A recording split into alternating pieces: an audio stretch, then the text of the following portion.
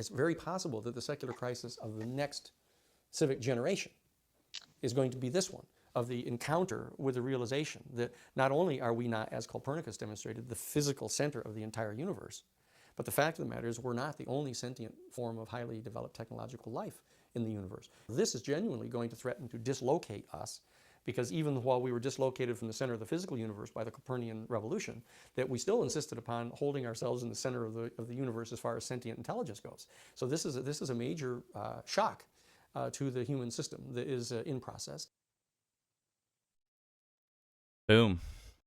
So I wanted to kind of lead with that because Danny is a wise voice in this space, and he, I think, really summarized it well there, where this is overall a paradigm shift. And, you know, I'll throw it to you here, but today we're kind of wrapping it all kind of up and focusing on the future and sort of the implications. And we're going to dive pretty deep here with, you know, specific groups and theoretical agendas. But yeah, how you feeling?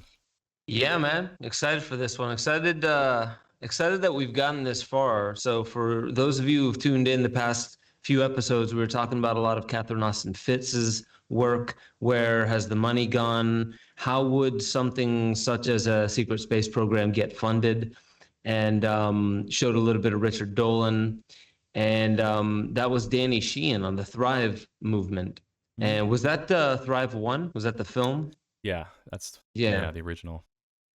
Yeah, so they went deep in that film. If you guys haven't seen that film, go back and check that out. Thrive 1, Thrive 2 is also out. And but that specifically was Danny Sheehan. And what we're going to be getting into a little bit more today is kind of like wrapping up where we've come in this series, the space series. And next week we'll have Rafe Kelly for you. He is a movement specialist. And he took parkour into nature, which is something that I found him, and I trained with him a while back. But today we're going to be wrapping up this series. So Gordon, I really appreciate the way that you've solidified and kind of condensed a lot of this research. So we've been able to kind of give the audience a crash course. If you're new to this topic, it was really a smooth way to bring you into some of the players, some of their research. And we really just kind of talked about what is all this UAP phenomena that we're hearing about today. And I just saw this thing. It was on NBC News, where it's basically saying the U.S. military takes UFOs seriously. Why doesn't Silicon Valley or academia? And it's a pretty interesting article, and I won't go all the way through it, but it's basically, you know, of course, the first person they point at is Musk. And so they said, you know, Elon Musk was asked what he thought about the recent Pentagon acknowledgement of Navy pilots having seen objects flying in airspace and using advanced technology. And he basically said, honestly, I think I would know if there were aliens. And they rightly called that in this article a non-answer. That wasn't answering it directly. That was basically saying, I think I would know if there were aliens. So that's an interesting statement. And, you know, that's either keeping your mouth shut intentionally and misdirecting, or he knows something that we don't, and this is actually terrestrial, or the guy doesn't know, but he doesn't want to look like he doesn't know. So those are three things I could come up with as far as potential reasons why people like Musk and more, because they're saying Silicon Valley and academia. That's not Musk, but there are other people who follow suit with this kind of line of logic. So what do you think about that?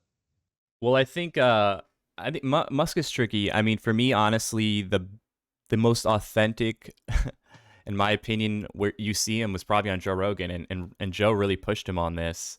And Joe's obviously been very open about saying that he has confirmation bias about this. But, you know, I forget his exact quote on Rogan, but he was very dismissive of it. He was very similar to this statement, just saying, you know, I would know because of SpaceX and you know, just how much we're constantly going to the stars.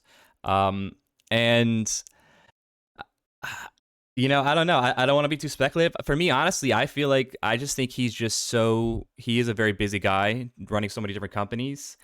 And I think he hasn't really probably taken too much time to really deep dive into it. I don't think. I get that impression. It's very just surface level skepticism, and it's not like he seems like he's even really given it a chance. So I think part of it too, maybe, is it's similar to an academic or an engineer who their whole life's work could be overnight completely obsolete. And I think he knows the implications of this would do that for a lot of things he's involved with.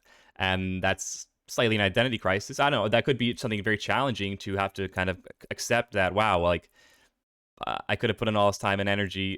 I don't know. That's a component too, possibly. But but regardless, this is bigger than any one person. I don't care who you are. Jeff Bezos, Elon Musk. This is a subject and something that, when you really look into, has so many variables and things that are outside the control of just one person or even a group of very powerful people. For instance, just the massive amount of sightings that have increased over the past 50 years. It's shown how really obsolete and primitive we are when we look at the kind of tech that these things are displaying, right? The propulsion, the ability to intercept, our greatest cryptographers, radar, everything we would consider top of the line security tech seems extremely obsolete to our stuff, our air fighters, everything. And so that, I'm sure, if you're in a position where you're in charge of those things, could be very disconcerting and can be very unsettling to say, well, my whole job and responsibility is to keep the people safe, and this is an enemy or an ally, whatever. They're probably obviously just benefit of the doubt saying it's hostile or possibly an enemy because it's an unknown, and we have nothing to really, we would be considered so obsolete. I mean, if they wanted to become hostile overtly, the craft aren't affected by our weapons. They're much faster, all these things. So it would be very, put yourself in their shoes. It'd be tough. It'd be tough to really have to accept that. Yeah. I was going to try and look for this message that I got from somebody on Instagram, and it looks like there's just so many messages. I'm not sure which one it is, but there was a woman who reached out to me from Amsterdam, and from Australia. And it was after our last conversation where we're like, what are other countries saying about this? And it's interesting. She connected with me to say that at first they were on board doing the same thing with, like there's these UAPs after the 60-minute thing. They were kind of like lockstep right behind the United States. And then all of a sudden, I forget what she said shifted. That's why I wanted to see the message. But she said all of a sudden it started shifting to the media narrative saying it was China and or Russia. And so that's not a huge peak of insight, because we know that there's just so much of this Russia and China saber rattling and kind of like fear that's been going on for quite some time. So it doesn't really answer anything, but it does at least show us what one other country is, how they're approaching this. I'm still looking into how China and Russia are speaking about this phenomena. I've reached out to a few people, so I'll let you guys know if and when we get that. But I found that to be kind of interesting. Yeah, I mean, that's supposed to be a big part of the UAP hearing in June. I mean, which we're in, past midway June now. Today's 24th. The hearing's supposed to be in June, so they've got technically 6 days. But this is what when you read in the details of the briefing that came out about it, it was saying that most likely it'd be June, but they're not like forced to have it by June. So I wouldn't be surprised if they kick back the can and push it to July. But right. Hopefully we do get it by end of June, so that would have be 6 days. But with the big part of what Christopher Mellon and I forget somebody else who came out and was talking about the China-Russia angle was saying that this new briefing, a big part of what it probably will expose, and I wish I should get the quote, but they basically were saying it could put to rest that whole angle, that whole theory that this is China-Russia. Basically saying just the physics and propulsion component, we've ruled out this being a Chinese or Russian thing because this is nothing we know of or that is close to anything man-made, essentially. Yeah. And, just in news, this wasn't today, but it's recent news that off the coast of Crimea, a UK ship got within 12 miles of of their waters, basically. And apparently they were kind of pushing back because we know with Crimea, it was kind of like relocated or kind of like repossessed, I guess. And so this is the Russian fear. They were dropping bombs right in front of the path of the boat, and the apparently the captain said that these are international waters. This is the only slip we could make it through. So that's something in recent news. I just heard Tim Pool talking about that, kind of relating it to the fourth turning. Are we ramping up towards, at least just escalating fears between the Russia and the China thing again? So that's news that's kind of unrelated to what we're talking about today. But to dive straight in, man, what have you gathered specifically for us to look at today?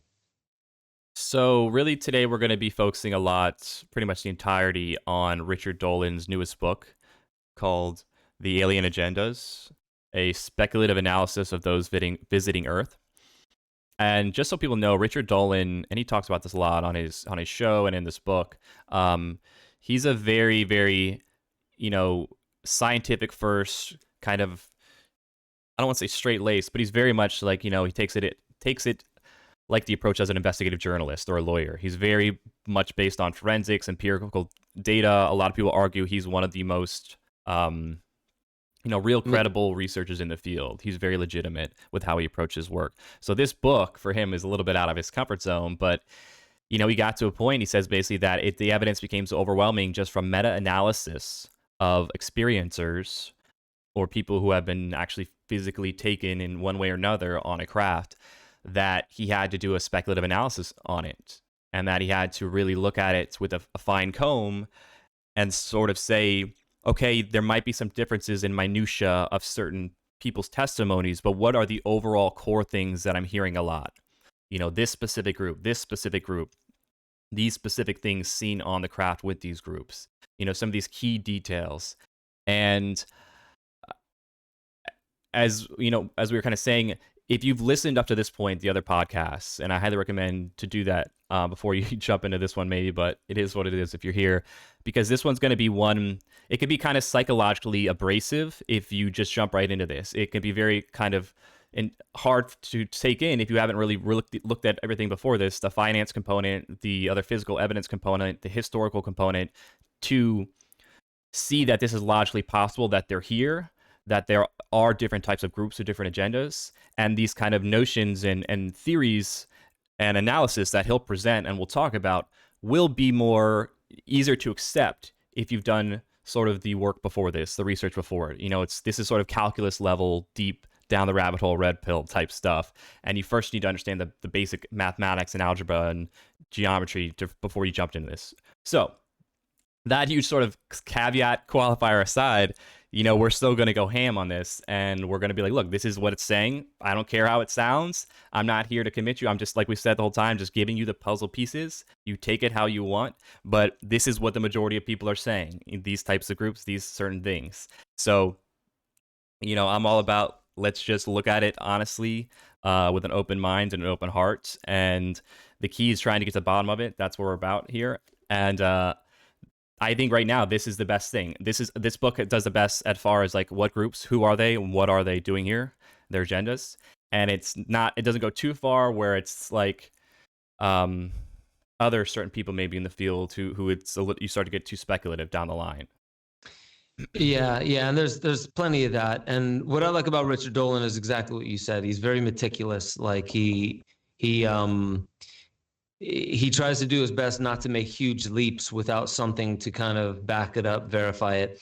And another thing I'll say is, you said that, like, because this is more anecdotal, the meta-analysis that looks at that, that's something that, some people would use as an easy out in order not to look deeper into it. So we have to analyze our biases a little bit, because just so we're clear, I know plenty of people who have no problem taking a look at all the anecdotal evidence about DMT experiences, seeing that there is a structured reality there. It's not just a distortion of this reality, that there are different kinds of beings, far more intelligent, far more powerful in this space, and that while, like you said, there's minutia that changes between testimony, just like in eyewitness testimony, because our memory is not fallible. And I have a theory with some evidence to back that up, that the whole thing about integrating a deep experience later is how you introduce it into your long-term memory. You have the experience, and then as you rehash it in your mind, even if you're rehashing it slightly differently, you're encoding the long-term memory that way. So anyway, with that being said, anecdotal evidence, we don't think that means much in the terms of science. But then why is Imperial College London doing a huge extended state DMT study? Basically, the biggest and only reason why you would do a study on extended DMT, and their best explanation is like, there are so many people that have these accounts of encountering other dimensional beings in these spaces by taking DMT. Yeah. And I want to relate this later to something that I just spent the better part of a week with Charles Eisenstein and some good friends, and I asked him, what do you think of this, UFO, UAP phenomena? He gave a really interesting answer as to why the propulsion systems, just the feats that these crafts may be able to carry out, how it could make sense that some people see it and some people don't. Some people accept it and some people don't. And it really has to do with this idea that there is one singular objective reality and all of us see it just with slightly different faculties, right, and that slightly different colors it. Different lens.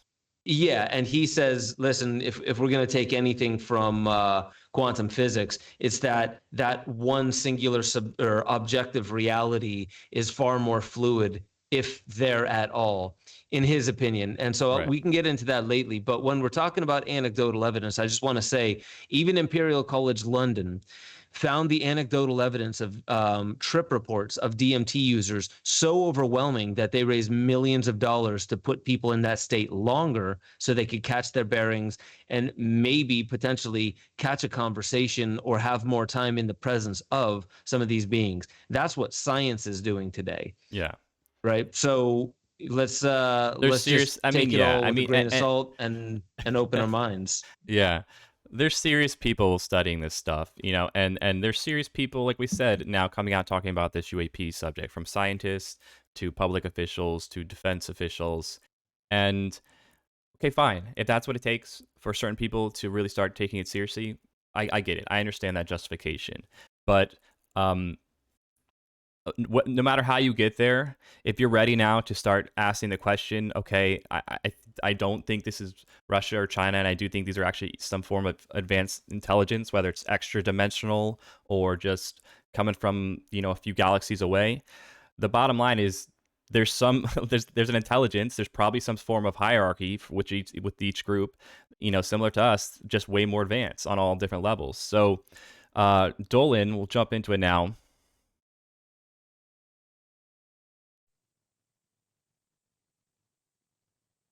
He's going to start breaking down his analysis. But I can tell you what I tried to do. Let me take this off here. First, I worked very hard to gather the best evidence of what is probably the most difficult phenomenon that I can think of, and that's encounter cases of people with alleged or apparent non-human entities. So that means alien abduction cases and all other types of encounters. And we all know that this is a tricky area, to say the least. It's a tricky area. So for that reason, and for a long time, I tried to avoid getting too deep into this topic, into what I thought the aliens were, what they were trying to do, and on and on. It's like I couldn't avoid it, but I also really didn't want to go deep into it. I mean, for me, I've always been a believer in sticking closely to verified facts in my writing. As any of you who followed me, you know this. But here's the thing. There's always a need, and there's always a place for analysis that includes extrapolation and some speculation. I think that's totally valid, especially in an area like UFOs and potentially aliens, in which so much information simply is not available to us. Even now, after all these years, we're just still missing so much that we want to have. So we need to speculate if we really want to create a viable picture of what is going on, a scenario that makes sense based on the best evidence also that is available to us, all of those things. So we just kind of covered a lot of that, and that's, we'll kind of jump to the next video here quick. But basically, he's just giving his rationale for why he did this book, because he is a very serious investigator.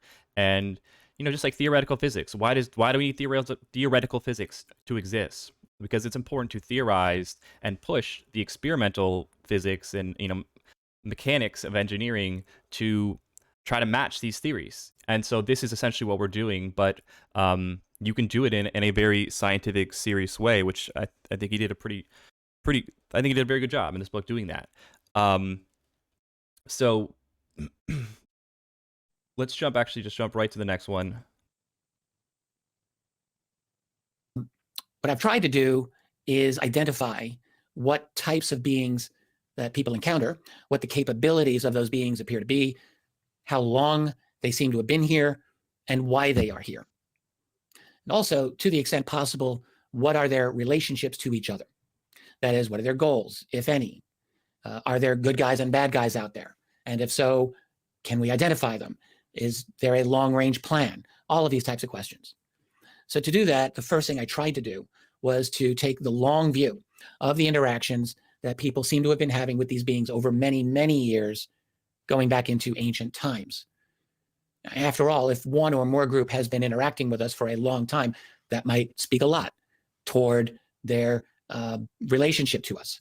So toward that end, I actually start the book by examining a little known and definitely controversial claim that our genetics, that is human beings' genetics, were tampered with and essentially enhanced or modified roughly 40,000 years ago.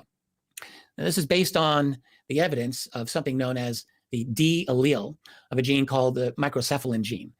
And this is a gene that controls much of human brain development. Geneticists all seem to agree that we obtained this allele quite recently in our past. They can only give a range at this point, and it's roughly on the low end of like 15,000 years, maybe 20,000 years on the low side, and up to about 60,000 years on the high side. Generally, you hear them splitting the difference and coming to 37.5 thousand years, which is right down the middle of their estimate. But it could be 30,000, it could be 45,000. You get the idea. So one thing about this allele, the geneticists all agree that our species acquired it from an outside source, from an external source. So that is, it came through interbreeding. I don't know how or why they argue this, but that seems to be a settled issue for them. So, okay. The question then is, who's the daddy? So most people would assume it's the Neanderthal, since it's well known that human beings did interbreed with Neanderthals during that period of time. It's a reasonable assumption, except for one thing. We have had access to Neanderthal DNA for a while now, and there are actually quite a few samples of it that are well preserved. Specialists have been looking specifically for this gene and this allele, and the fact is, it doesn't seem to be there. And it's not for lack of them trying. They have been trying. I've read a number of the studies about this. So now maybe it is there. Maybe one day in 10 years or 20 years from now, maybe they'll find it. But there's a good chance they won't. There's been very thorough searching so far, and there's no luck. There actually was another human species around back then, a group known as the Denisovans. They were very closely related to Neanderthals. They looked a lot like them, very minor differences, but they're specifically separate genetically. And we have quite a lot less data on them. But similarly, there's no DNA connection to this gene or allele that's been found. And the studies linking that to Denisovans have been very, like the scientists basically said, it doesn't look like it's there. So now I'm mentioning all of this in a book on the alien agenda is why? Because the obvious possible conclusion is that if it wasn't the Neanderthals and it wasn't the Denisovans, then we've got this from some external source. And the question that I'm asking is, could that source be extraterrestrial? Interesting. I was just looking for, I got the book Denisovan Origins. So he called them Denisovans or Denisovans. But basically, that is a hominid group from the Altai Mountains in Russia. And they were known to be able to withstand cold and hypoxia, low oxygen levels in the Altai Mountains. They were loners. They didn't travel in huge groups together. And interestingly enough, we only know about the Denisovans mainly because of a finger fragment, like a finger bone from a female Denisovan. I think, I could be wrong, but maybe 40,000 years ago was how long that was. In that cave in Siberia or wherever? In the cave in Siberia, in the Altai Yeah. Mountains. Yeah. And so Graham Hancock did the foreword for the book that Andrew Collins wrote called Denisovan Origins. Really good book. Gets a lot into Native American mythology as well, of the Cree and the Ojibwa that have Denisovan DNA. I don't want to go too off on it because he said this D allele gene was not in the Denisovan DNA. So that's pretty interesting. But the one thing about the Denisovan DNA that's found throughout South America more, and then only in the Cree and the Ojibwa up around the Great Lakes in North America, is that when, let's say, the Cree, who are also called the Nehuin, and Cree is almost like the Sioux. Sioux, the indigenous didn't call themselves that. The Lakota, Nakota, Dakota, and it's almost derogatory. But anyway, the Cree or the Nehuin, they have this guy Wilfred Buck, who talks about traveling between the stars with their star brothers and sisters from other star systems, and doing so with the power and the knowledge and the maps of wormholes. And I already got into this in a Waking Infinity show, but I find that really interesting that he mentions that, and this is roughly around the same time, but there's a gene outside of the Denisovans as well.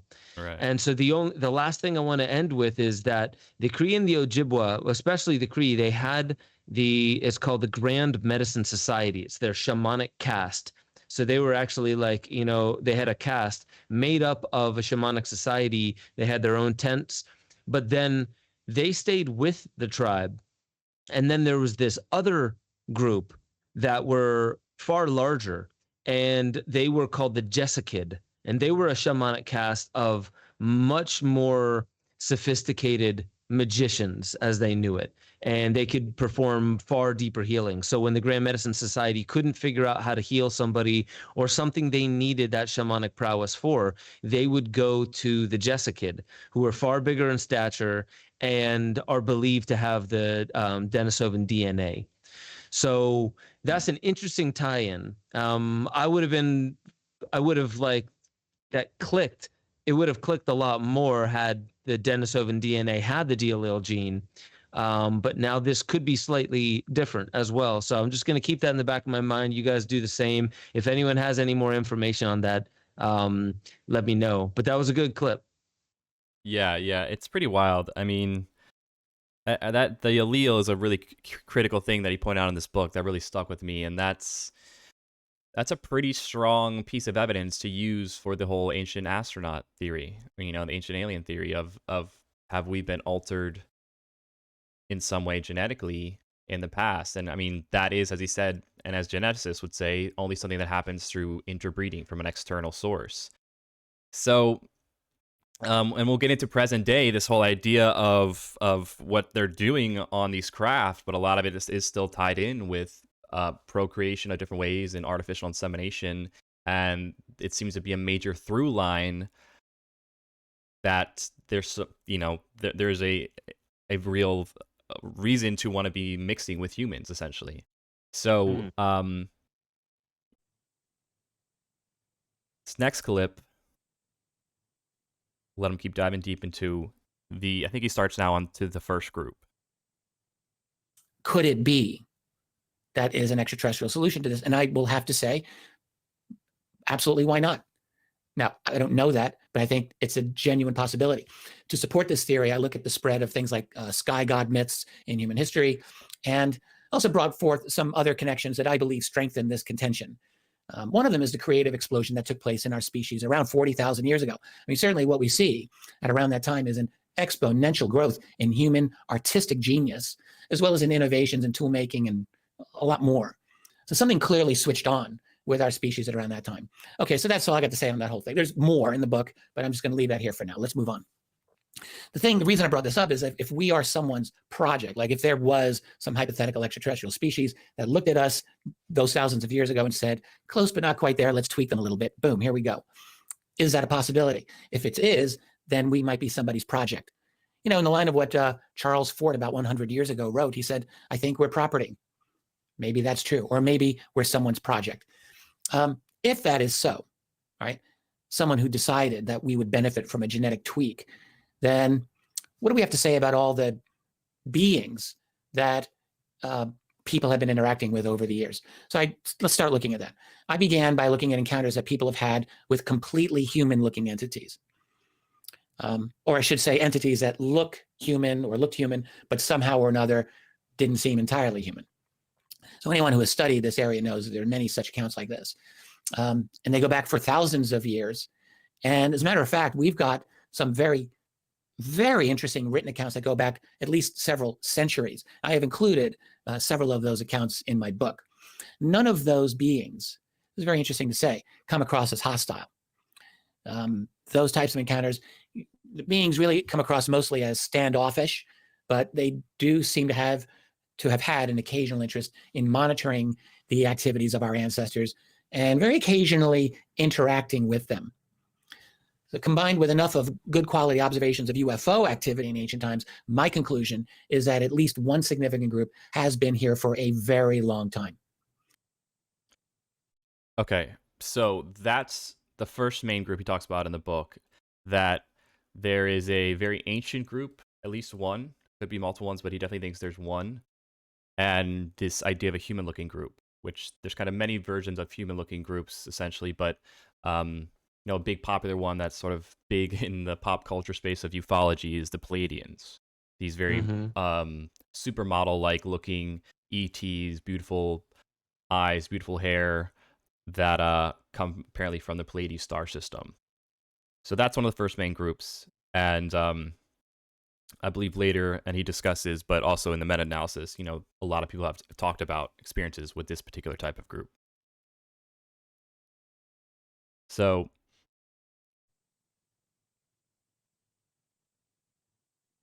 next up, he's going to jump to, I believe, the next group.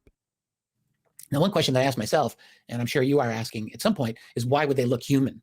No, he still Why dives would any into the human groups. aliens look human? This is something that's really bugged me for a long time, and I've thought about it. And I've developed some thoughts on this that I put into this book. Most of that I can leave to readers of the book. You can follow my argument there. But suffice to say that my best guess at this time is that some of our ancestors may very well have been taken, or let's say adopted, by some other advanced group, and essentially brought to that culture, to a completely different culture, a completely different society, and raised in that manner. That's one theory. And when I look over encounters that people have had in recent times with human-looking occupants of these craft, and there are quite a few of them, it becomes quite evident that those humans are very, very different from us. Even though they may look very much like us, there's a very different culture going on there. So I think that's one theory. Another theory, why would any aliens supposedly look human, is that whoever these beings were, they could make themselves look human, right? Through various illusions. You certainly hear stories of gray aliens, and I'm going to get to them in a minute, creating illusions in their appearance and visual illusions of different types. So maybe, and this is just a hypothesis, maybe that's what these other beings are doing. They're not actually human, but they made themselves look human. Okay. Or maybe that they actually are somehow human looking for reasons that are not clear to me, that I wouldn't understand why a species in another star system would have species that evolved to look that closely like us. Certainly the basic body plan, I think we can assume among successful technological organisms might actually look a lot like ours. It's totally possible. 2 arms, 2 legs, very handy. Eyes, 5-6 feet above the ground, very useful. Having them forward looking, all of that. It's very probable, in my opinion, that successful species elsewhere probably would develop a body plan, maybe not that different than what we have here. So it wouldn't shock me in the least to find that there are humanoid aliens throughout the universe. And maybe some of them look very close to us after all. I don't know. My best guess, if I were to take, would be the first of my theories, which is that probably some of us, our ancestors in the ancient past, were actually scooped up, taken, tweaked, and that's their world now. But that may be something we never know the answer to. It's just my best theory at this time. However that may be, the evidence, in my view, is that the presence of these beings over a long, long period of time took place, let's say, at a very low level. In other words, I don't want to say a fully hands-off monitoring, But I do not personally see any significant evidence at all that we've been interfered with in our history. This is my conclusion. Other people may feel differently. But I do think that we've been monitored at a low level for a long, long time, kind of like an observation monitoring sort of a thing. That is until something very important happened, until our civilization went through a major transformation. And this transformation, which we are going through right now, has gotten the attention, in my opinion, of other groups. I mean, after all, in the last century, human civilization has completely transformed itself. We are now moving towards something that I've been calling the fourth stage of humanity. All right. So That's interesting. What, does he get into what he calls the fourth stage of humanity? yeah, I think he's going to go into that next, and I had that queued up. But essentially, yeah, I'll let him get to it. But essentially, it's a combination of a lot of the industrial boom, AI boom, a lot of these various precipice points all kind of coming to a head, and really feels that evolution doesn't happen, linearly. It has moments of great exponential growth, and he feels we're at one of those moments of exponential growth. Like what we say about evolution. Evolution doesn't happen slow and gradually and in one pace. It happens in spurts and fits and large events. And a lot of that kind of shows that our environment drives a lot of the way we evolve, the way we adapt. Our phenotype, is really a lot more having to do a lot less from how we were programmed from our ancestry and more having to do with the environment. Yeah. So that's pretty interesting. And, I've heard quite a few people, Michio Kaku also mentions where population density and scientific and technological advancement at some point will always arrive at this point. And it's interesting thinking that maybe humanoids came here long ago, and from where? Yeah. Right? And was it just because they had reached such a high peak in civilization that they were curious? Very, very possible. Is it also possible that they're doing exactly what Elon Musk is talking about today? Why don't we go colonize Mars? Why don't we start spreading our species out? And is that possible, and has that been done in the past? I surely believe it's possible. So has it been done in the past? And I mean, you look at how old the universe is, and you really crunch the numbers, and as we're seeing now, we're seeing more. You and mean more like 7,000 years old, right? Yeah, of course, bro. Yeah. But we're looking at how many habitable planets there are in the universe now, and how the likelihood is just going up and up that we're gonna probably find life. And so if it's just one species that's got a, say, even a 500-year start on us, but a similar planet to a similar environment to our planet that creates some sort of similar carbon-based humanoid figure, being like us, it's really not that crazy. It's not statistically that unlikely. It's probably leaning more towards more and more probable when we really more we see and look at and discover, looking, as we get telescopes that allow us to see farther and see more clearly. So if there's a species that's 10,000, 100,000, a million years ahead of us, that technology would look like magic. It would be indistinguishable. So I just think if that is the case, then these beings are not only advanced technologically, but also spiritually, culturally, on a lot of levels. They probably have developed a very robust and holistic, something that's works very well, that allows them to travel very far, and the home planet and everything is probably very peaceful and taken care of and prosperous, similar to the idea of the Star Trek Federation, right? You move past war, you move past poverty, you move past these primitive things based on scarcity mindset, and you become this very advanced type 3, type 2 type species. And I don't think it's a stretch either to say that you wouldn't also make alliances similar to how we do on this planet with other advanced benevolent type beings. You would want to team up with like-minded groups diplomatically and to share resources. And it's the whole idea of, why this planet has started to thrive more, because we're exchanging trade from all over the world and resources and services, and people can travel. So, yeah, I mean, and so he's just starting to get into this particular group, the humanoid group, And he's going to dive deeper here now into what we were just discussing, though, this precipice point that we're at for humanity. I want to talk a little bit about that because it's relevant for this topic here. What I mean by the fourth stage of humanity is that for all of our prior history, human beings have existed basically in three fundamental forms of society. Yes, there's been lots of variations, but the basic forms have been three types. First, there was hunting and gathering, which lasted for hundreds of thousands of years. And then, about 10 to 15,000 years ago, we began our first transformation to what I would call our second stage of existence, and that is the transformation to settled agriculture, sedentary agriculture, the agricultural revolution. This gave us our first cities, it gave us writing, it gave us the wheel, it gave us all the other inventions and developments of civilization. It gave us the Roman Empire, and it gave us all other human societies as well. It was quite a huge transformation, right? And that was our level for all the time since, until about roughly 300 years ago or so. And all of these don't happen overnight, obviously. They're a bit gradual. But that's when we went through our next transformation to what I call the third stage, and that is our world dominated by science and industry. So you're talking the scientific revolution and then followed not long after by the industrial revolution. And those changed our world just as radically as did the previous agricultural revolution. And this is when things really started picking up in speed, where our society really started transforming more rapidly.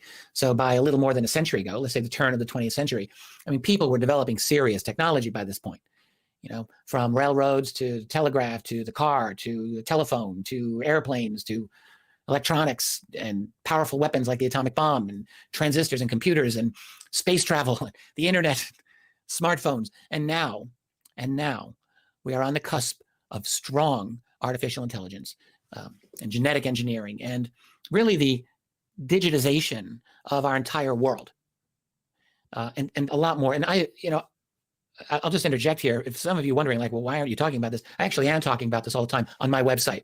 I haven't been as active here on YouTube, but I am very active on my site over at richardolanmembers.com, where I do weekly video podcasts and audio audio creations and articles. I do that all the time over there.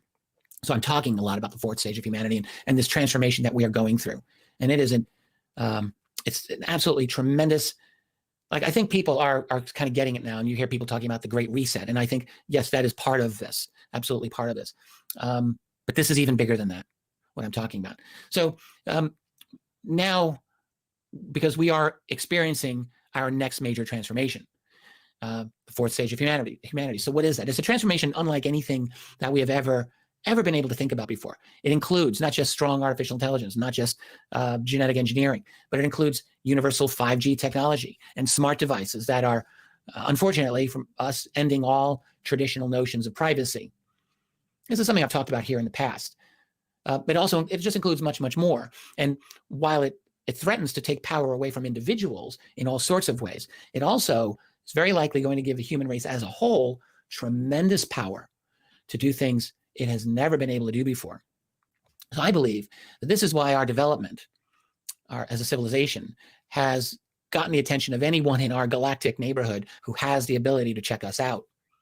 I think that is the main reason why the world during the 20th century experienced far, far greater numbers of UFO sightings and claims of alien encounters than ever before in our history. Yes, the advent of atomic weapons was clearly a signifier, but what I'm suggesting is these rapid developments in technology are like signposts towards something even bigger, and that is this transformation that I'm talking about. The fourth stage of humanity. You know what that reminds me of? No. The fourth turning that we're in the middle of. Right. I went on the Tim Pool podcast. When was that, dude? That was March? Is that February? Yeah, a couple months ago. Yeah, it was February or March. And I get there and Tim asked me, what do you want to talk about today? And I said, have you heard of the fourth turning? And he was like, is that Strauss-Howe generational theory? I was like, yeah. And for those of you who don't know, that's basically every 80 years or so, there seems to be a major crisis period, especially in Anglo-Saxon American history. So 80 years ago, World War II, 80 years before that, Civil War, 80 years before that, Revolutionary War, 80 years before that in England, there was even the Glorious Revolution. And it's this idea that every single time afterwards there is, it goes back, it goes to a high, and then it goes to an awakening, and then it goes to an unraveling, and then it goes back to a crisis period, and nobody is left alive. There are not many people are left alive that remember the last pattern. And every crisis period, as far back as we can go, ends in war with the most strongly sophisticated, basically weapons of mass destruction that are around. And so he's been talking about that a lot, and he was talking about that today with everything that's going on with Russia and China and stuff like that. So I kind of find kind of interesting, even though there's not a direct correlation, but the 4 stages of humanity, does he talk about that in this book? No, not specifically, but I mean, kind of tying that together is if he's saying this notion, and I do think we're at a precipice point for humanity in multiple ways, but I do think what's unique and different this time around, tying it into your idea of the fourth turning, is we've never had a massive extraterrestrial intervention happen on a planet-wide level, right? Maybe something small scale happened in the past that led to sort of cargo cults where they worship them as deities, and this idea of star people, Anunnaki, etc., in Sumerian, Mesopotamian, and earlier culture. But what we're, I think, getting prepped for is something similar to that, with so many indirect sightings occurring all over the world. And the real question is, are we going to be when are they going to intervene? Are they going to intervene? And are we going to be allowed to try to make it happen? If, ride this ship, make things work out, essentially planet-wide with everything going on from war to, X, Y, and Z? Or do they feel that they are needed to step in here kind of like a father catching a child from falling, because they know this is that critical moment? And that's why they're going, all right, we're going to let them try to make it, but if they're about to fall, will they intervene or not? And and I think maybe part of helping us get through this point could be us acknowledging them. And look, like for me, I couldn't think of anything really better than to unify our entire planet than a benevolent advanced species interacting with us and saying, hey, we'd love to help, but out of love, here's a few things we would recommend you do a little bit better, and we can provide some tools and feedback and stuff. But we know what, I really try to just look at what we know, and then you can extrapolate from there. But what we know is we're seeing all these indirect sightings. It seems like it's ramping up, and so I think what they're doing is they're letting us they're giving, I think, in my opinion here, I think they're allowing the government an opportunity to try to be transparent, to try to come forward. But I don't know if they're going to wait forever. It seems like things are speeding up. So maybe they're feeling pressure behind the scenes to do something. It's like, look, you either tell the people what's going on and be more open with them, because you are the ones who technically are in power positions, et cetera, and we respect how you do things, even though we don't like the design. It is you are a sovereign species entitled to decide how you want to govern your people. But we're at a point where they're, whether they like it or not, kind of being forced to kind of tell us a little bit more. And I don't know how high up that goes, literally. But the ball is moving. People are more aware of it now more than ever. They're going to obviously try to control the narrative, but this is a chess game in a lot of ways. There's probably good and bad elements, white hats and black hats, within the military-industrial complex, deep state, whatever you want to refer to it as. And the people themselves have an ability to affect these things and how they play out. By the more educated they become independently, listening to podcasts like this, doing their own research. But this feels like it definitely is a precipice point, and I think they have to be aware of that. I mean, if they're that advanced, it's just like they're checking the pulse of a patient. Like, our heartbeat is getting really fast right now. It seems like we're at a kind of a serious moment when you look at just what's happening. Yeah. So there's a couple things that I wanted to mention. There's actually, rather than weapons of mass destruction, at some point we started hearing the phrase weapons of mass deception. And what Richard Dolan said, like in the 4 stages of humanity, there's going to be a lot of things like strong AI. And when he's talking about strong AI, I assume he's talking about artificial general intelligence, which can learn how to learn. So there is narrow AI, which you can teach it to learn how to play chess. But if you try to get it to tell you the best option of another purchase or something like that, it wouldn't be able to help you at all. Right. So Or it's very strat. narrow. Yeah. So strong AI, 5G, he said, and I think 6G is literally only a year or two around the corner. And then eventually we might stop seeing such clear 1G, 2G, 3G, 4G, 5G.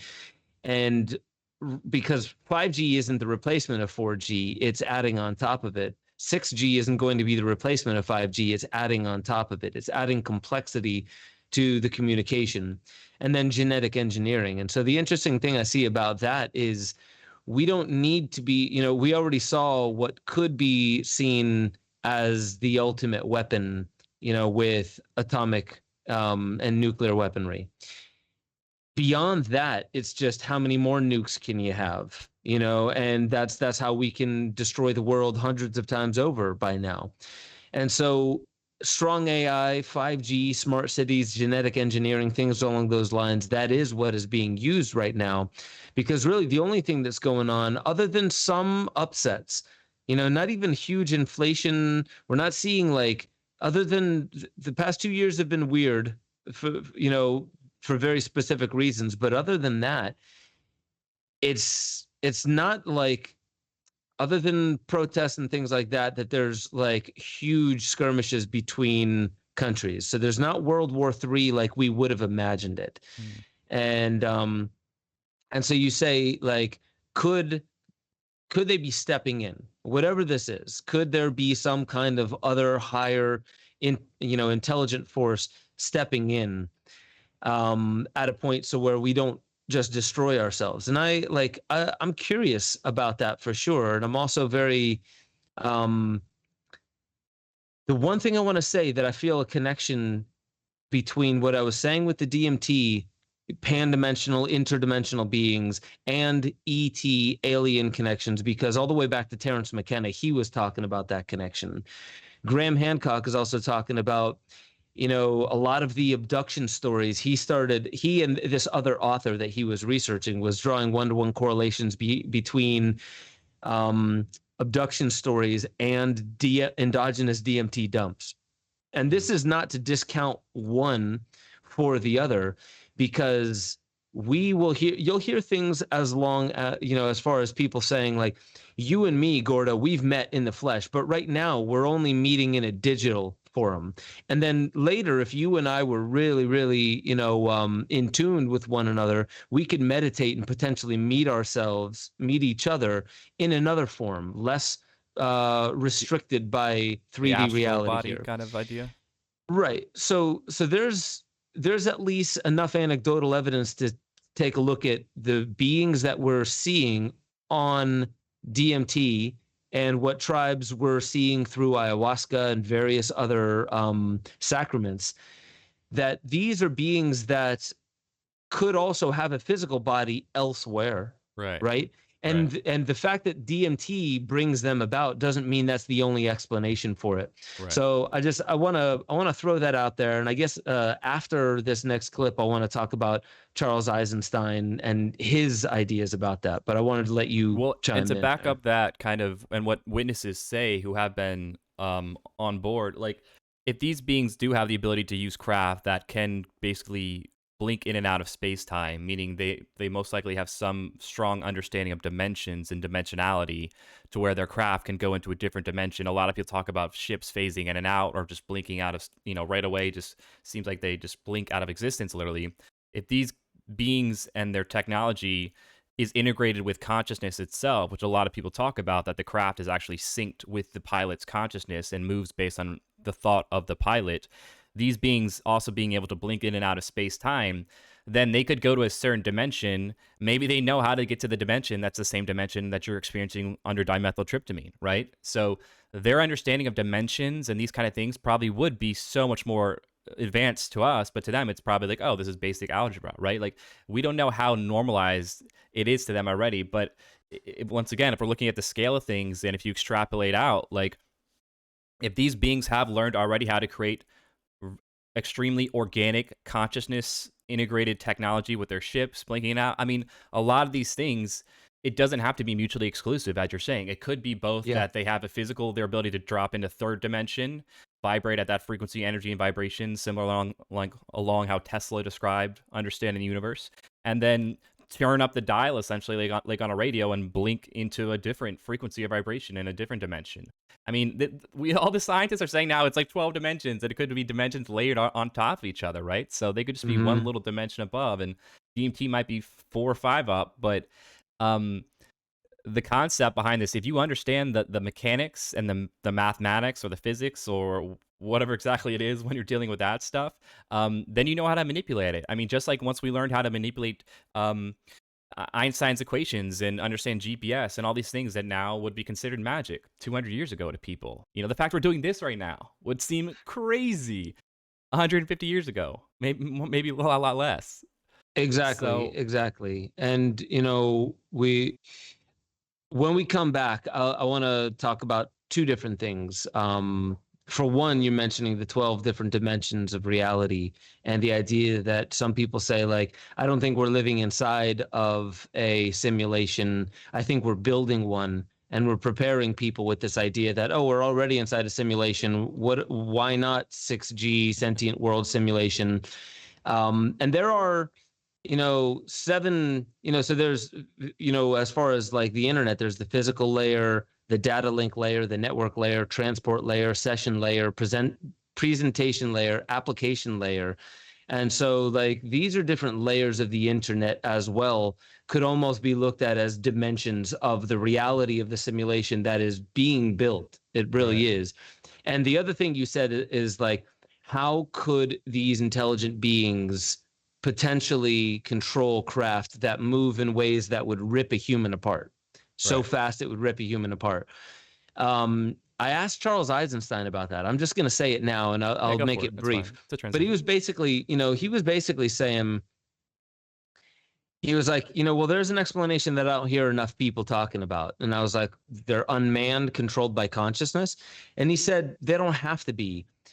Electron tunneling and really teleportation in the quantum field is well understood. We don't understand its practical application, but we know that there's an electron, and this is something I even told him. I was like, wow, mentioning that, like, yeah, NASA even put something out, I think it was 2012 or 2014, where they said there's an electron diffusion region where the Earth's electromagnetic field meets, it starts like clashing with the sun's electromagnetic field, and it creates this electron diffusion region. So that's an EDF, EDR, and you can look that up. And apparently small, but not even ridiculously small particles have been found by NASA to, at that point, go through wormholes and appear instantaneously at or around the surface of the sun. How that's detected, I really don't know, but I read the NASA article. I'll see if I can dig that up while we're on here.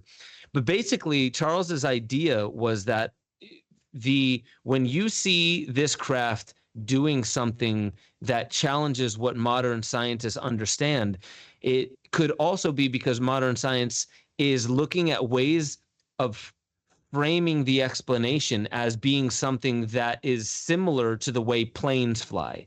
Right. And similar to the way, you know, like it could be a completely different ball field where there is something about the shape which doesn't look like a flying object to us, right? These shapes don't look like something that we would say, oh, that's so super aerodynamic, ready for flight.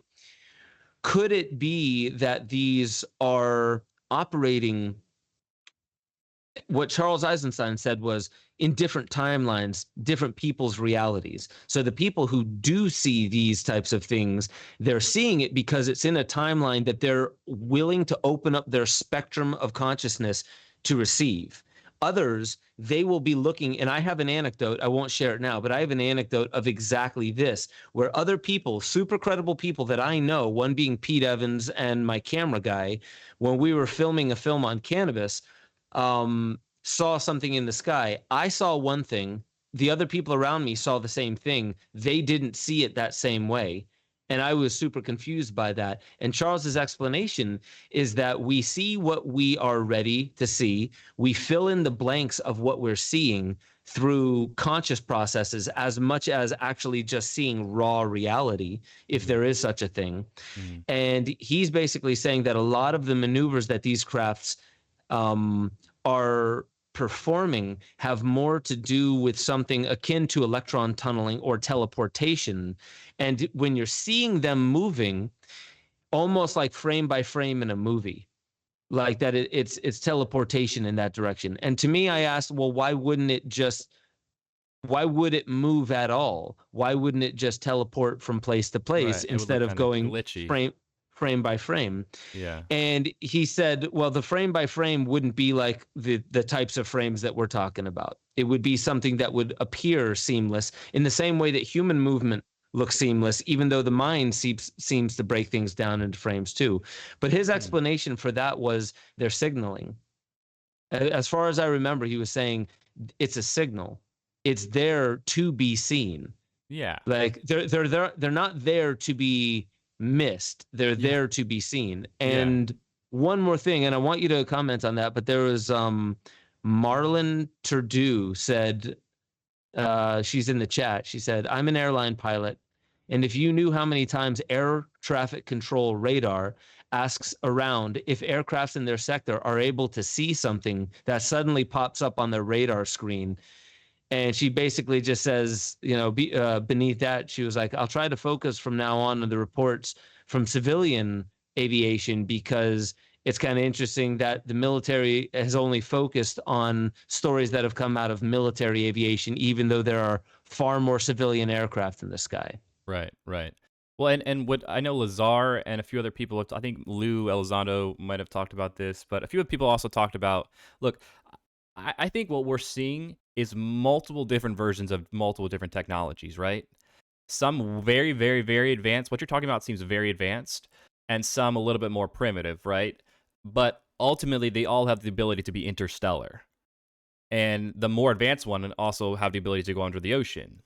And the more advanced ones also have the ability to blink in and out of space-time, essentially, versus the other ones that have to use some sort of propulsion to just fly away very, very fast.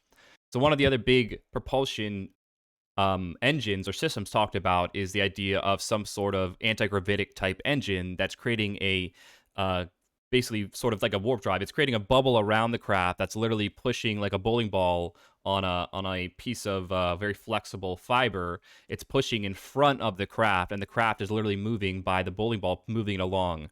And so there's I'm sure there's a bunch of different tech when we really start diving into this and actually start diplomatic relations with more advanced civilizations than us. They're gonna show us all kinds of different technologies, but the bottom line is that we have to, start taking these things more seriously, which is happening, and we have to not also be afraid to start discussing theoretically what experiencers and people who have more direct knowledge with seeing these beings and being aboard these craft when they're, hypnotically regressed or various ways that, if they still remember it, that they are bringing forth their story. And a lot of times the benevolent beings that talk to these experiencers on the craft say, hey, we love you. We're here to help, but, you've got to really get your shit together, essentially. You've really got to take care of your act and clean up your planet. There's a lot of pollution. You guys got to stop the war. These nukes are not a good idea. And it's really just like, we're here to help, but you've really got to also step up too. It's the idea of you can teach a man to fish or you can give the man a fish, right? Teach us to be a better version of ourselves is a big part of this. And they don't want to hinder, in my opinion, they don't want to hinder our growth evolutionarily from making us worship them also. This idea of them putting them on a pedestal as gods. In Star Trek, there's an amazing episode in the J.J. Abrams, I think it's Into Darkness, or one of his recent big blockbuster ones, where Captain Kirk's running from the volcano exploding on this red planet, and the indigenous people are chasing him. And Spock's really upset because he's breaking the Prime Directive. And as soon as the Enterprise takes him away and they fly off, all the beings that barely have just not even discovered the wheel yet immediately draw the picture of the Enterprise in the dirt, and they start worshiping it. Right? So logically, it would make a lot of sense if you are a very advanced species and you come across a very indigenous primitive species and you just jump in and start messing with their evolution, you could really mess up their evolution in a lot of ways. I mean, we already see this in what happens like we did in World War II with the cargo cults and the various island nations that saw planes and soldiers, then created straw huts and versions of these things and worshipped it. So think about children. You can't push children to grow up immediately. There's a correct sequence. I want to say real quick, Marlin. I was saying it was a she. Marlin is a he. The pilot, the civilian pilot, and also a Robert Bridge in UK says satellites could also broadcast all sorts of projections. I just want to bring our attention back to, if you haven't Googled or even looked on YouTube, the Needle in the Sky New Year's Eve event in Seattle, where there was a projective holographic thing that even I wanted to mention this earlier because first it's like, how do they project it precisely to make it look like something's flying around the Space Needle in Washington? And shows up on radar for pilots and all these other things, right? Right. And it's showing up. It's showing up like that. And you also mentioned, so anyone who wants to watch that, look at the motifs that they're placing in that video, because there's mitosis, there's a chrysalis, and then a butterfly coming out. There's all this, there's a genetic swirl going on in it. And the whole thing, to me, reminds me of some kind of show of like, there is something evolving, something transforming, something turning into a different version of itself. And this was brand new for most people. Like, I hadn't seen anything like it. It took a couple weeks for somebody to put it across my radar to where I was like, oh, wow, projections are there. Because I knew I used to be in the concert business. I used to wonder, do you have to have like, what do you call that? Dry ice and all the artificial fog in the air and then shoot lasers into it to create a 3-dimensional image above the audience's head? So they're listening to Pink Floyd and tripping out, whatever, and then they look above them and there's a flying saucer above them. Does there need to be that fog up there? And no, there doesn't. If you watch this Needle in the Sky New Year's Eve event 2020, well, we've definitely got super advanced holographic software now. I mean, look at Tupac performing at the famous big one, and I definitely think that exists. But Catherine Austin Fitch and Dolan really go through all this with a fine comb and any debunk or counter theories, and the scale and just the cost of how much this is happening on a worldwide level would probably just bankrupt us. That alone, just the sheer amount. But well, I have to call attention to, the 21 trillion that we were talking about before. All projectors. It wouldn't be impossible. And I wouldn't. Here's the thing: like, you bring up a very good point. Is it worth putting projections out in the middle of the ocean so a Navy pilot will go on 60 Minutes and say, yeah, I saw something, and they're speaking their own truth because in truth they really did see something like that?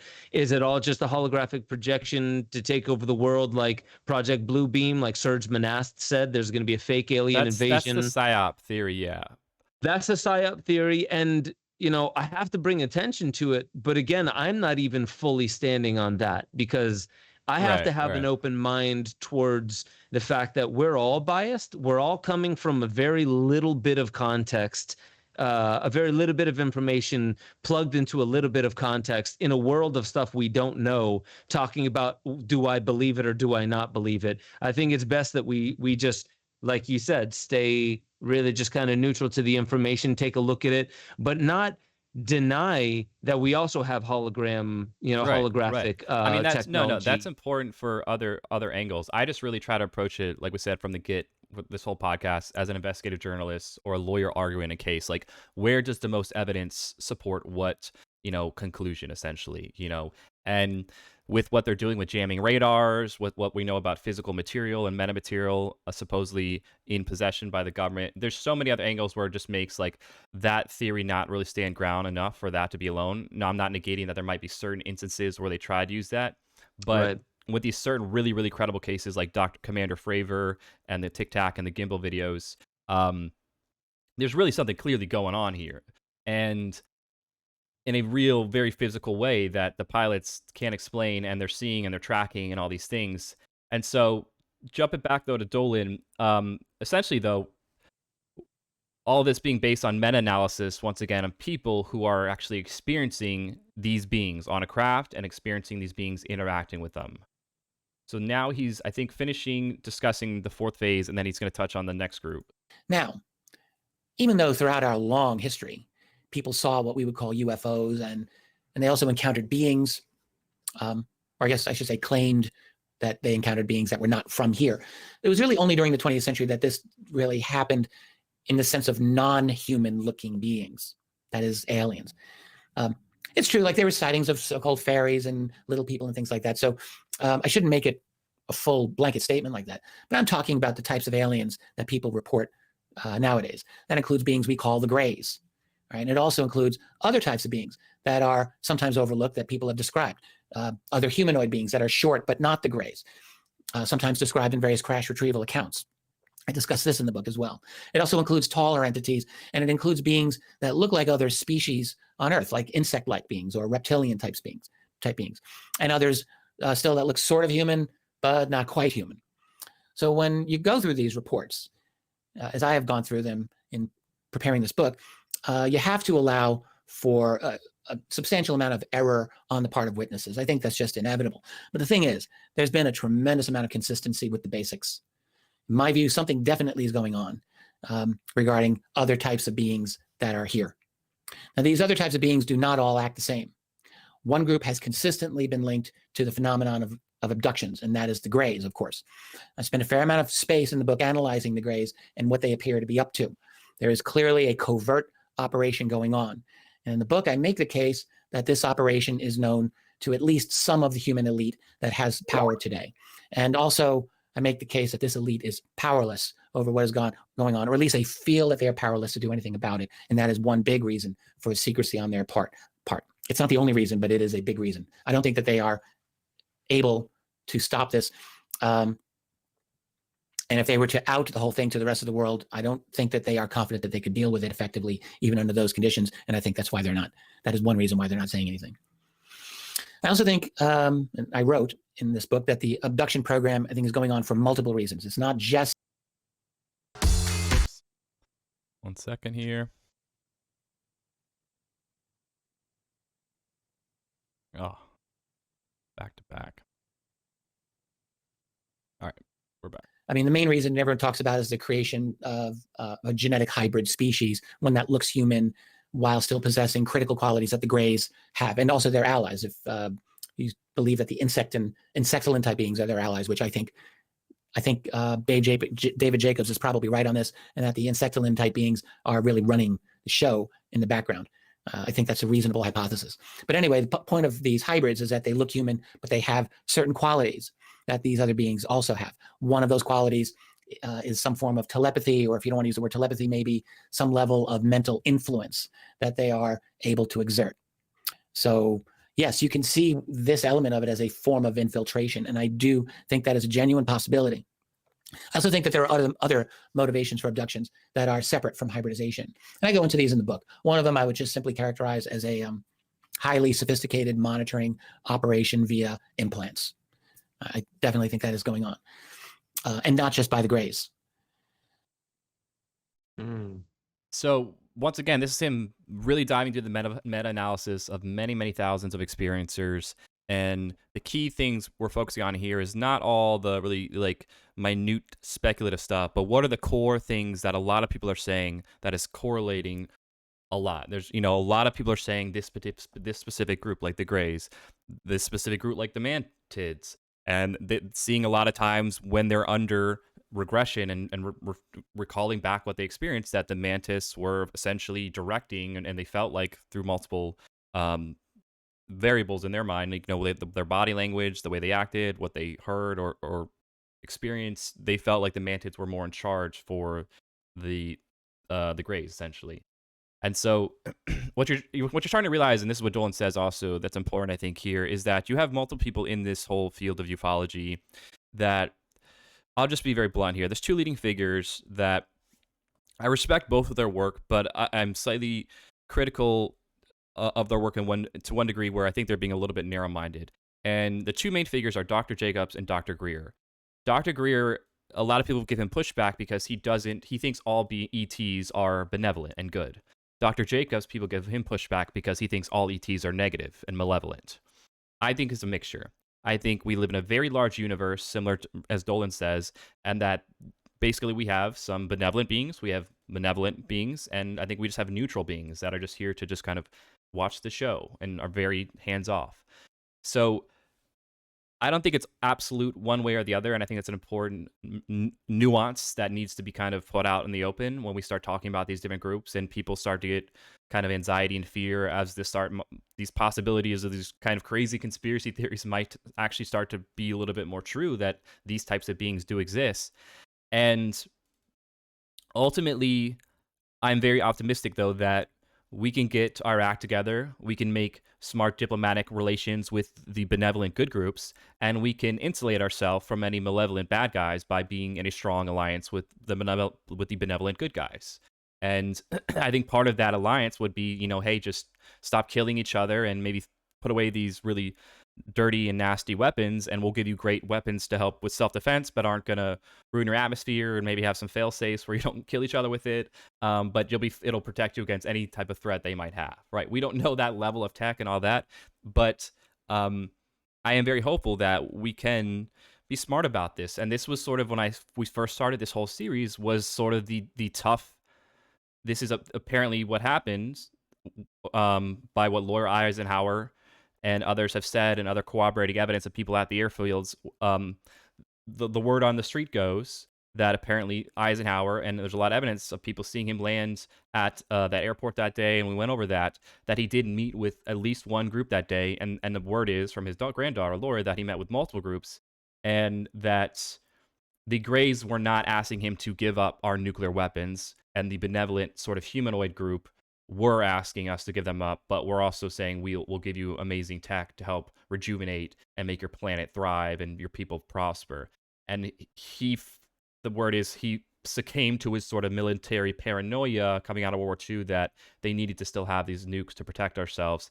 And the idea is that we have basically created some sort of exchange program with the Greys to allow them to abduct people on this planet in exchange for certain tech they might have to reverse engineer. And this is why certain abductees and experiencers also say they do see sometimes military officials on the craft with the Greys, that we know and are willingly just kind of monitoring their program of us.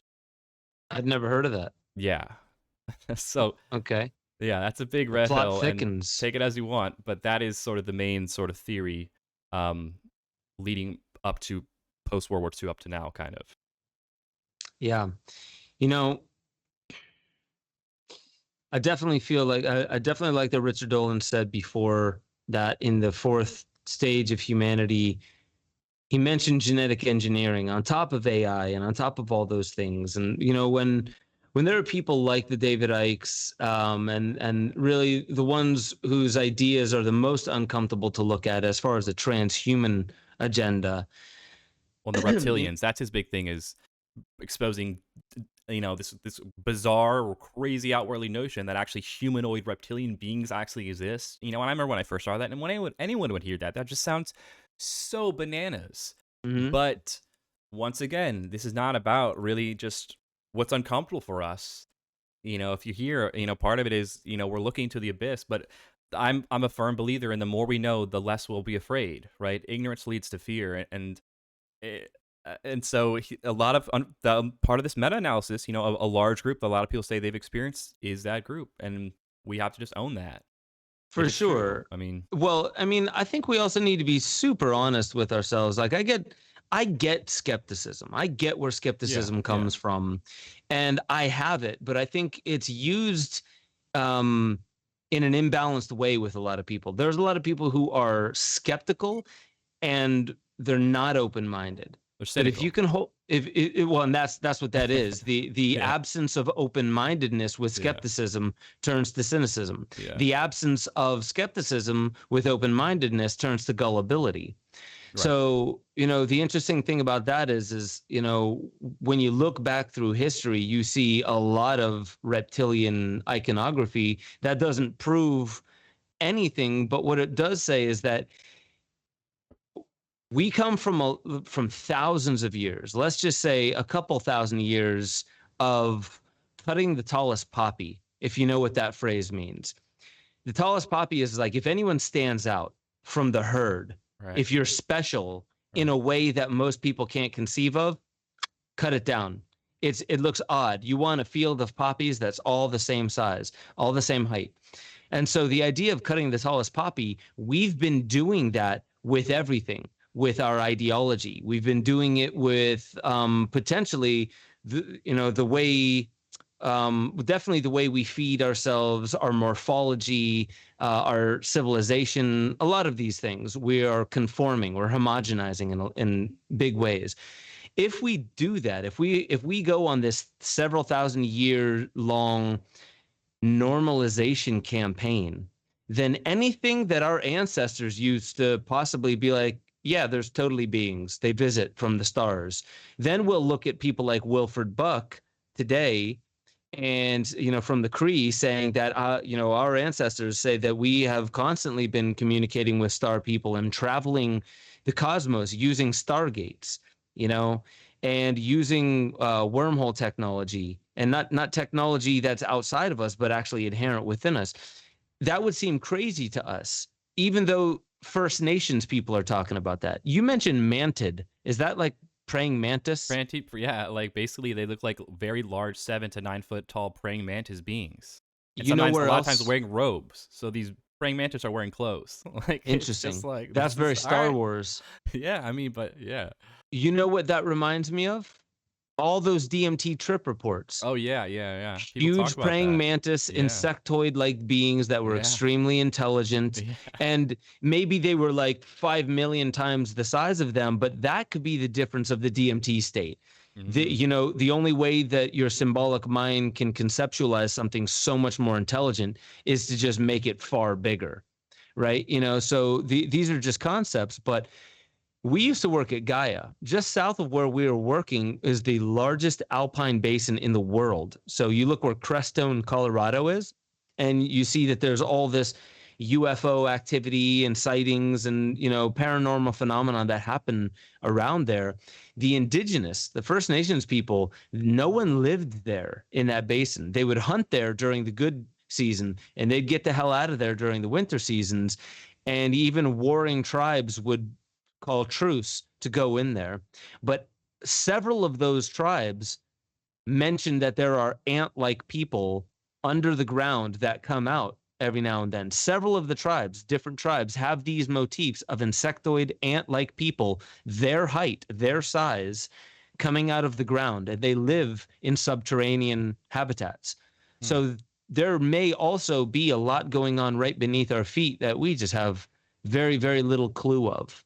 Right. Well, So- we know we don't live in a hollow. I mean, in my strong opinion, a lot of science I think backs up. We don't live in a hollow Earth, but we know there are large cavernous subterranean bubbles essentially that can appear in subterranean areas. And I've been watching the show, The Hunt for Skinwalker Ranch, and a lot of this people who probably watch this right now are watching it. But I recommend it. It's on History Channel. It's season 2 now. But a lot of Travis Harris, he's an astrophysicist. They have a lot of top-notch scientists at the ranch, and they're doing all these massive tests with thermo, nuclear, magnetic, all these different tests on these certain areas.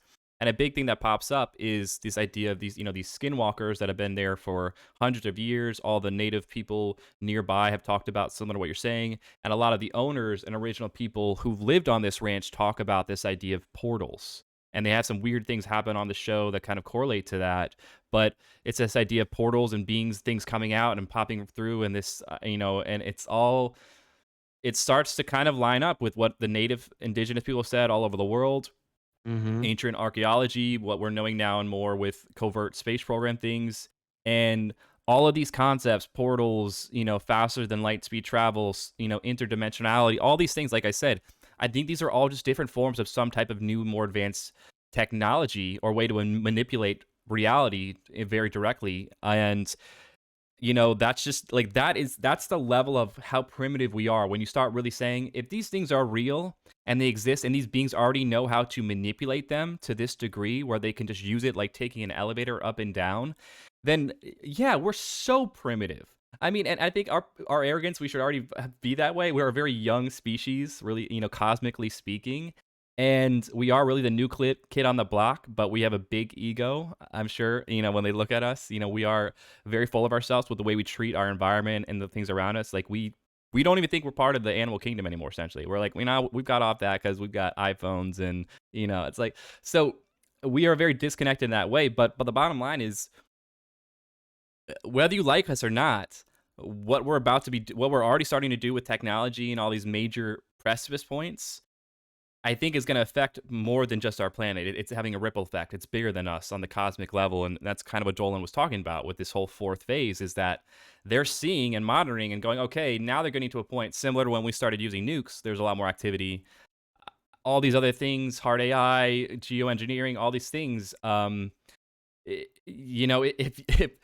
if we're already some strange, slightly genetic experiment, and then we start messing with our CRISPR and our own DNA, maybe they're like, "Hey, no, like that's our thing," or you're not able to start doing that. Like, we don't know the level of what their interest is and why they're appearing more. What we do definitely know, though, is that there is a lot more activity, clearly, and we do know that we are exponentially growing very fast, and we're hitting some major time markers for evolution on a lot of different fronts. So it makes sense. Right now would be a key time for them to get more involved, but there's no guarantees. I'm not sitting here saying like they're definitely going to happen after this June hearing or this or this. I've said from the get, the more we can do to, I think, get honest and real about this as a collective, and the more we can take steps to push that transparency on our elected government officials and people who work for us. Let's all remember this. They are servants to the people. The things they're doing are a lot of times unconstitutional.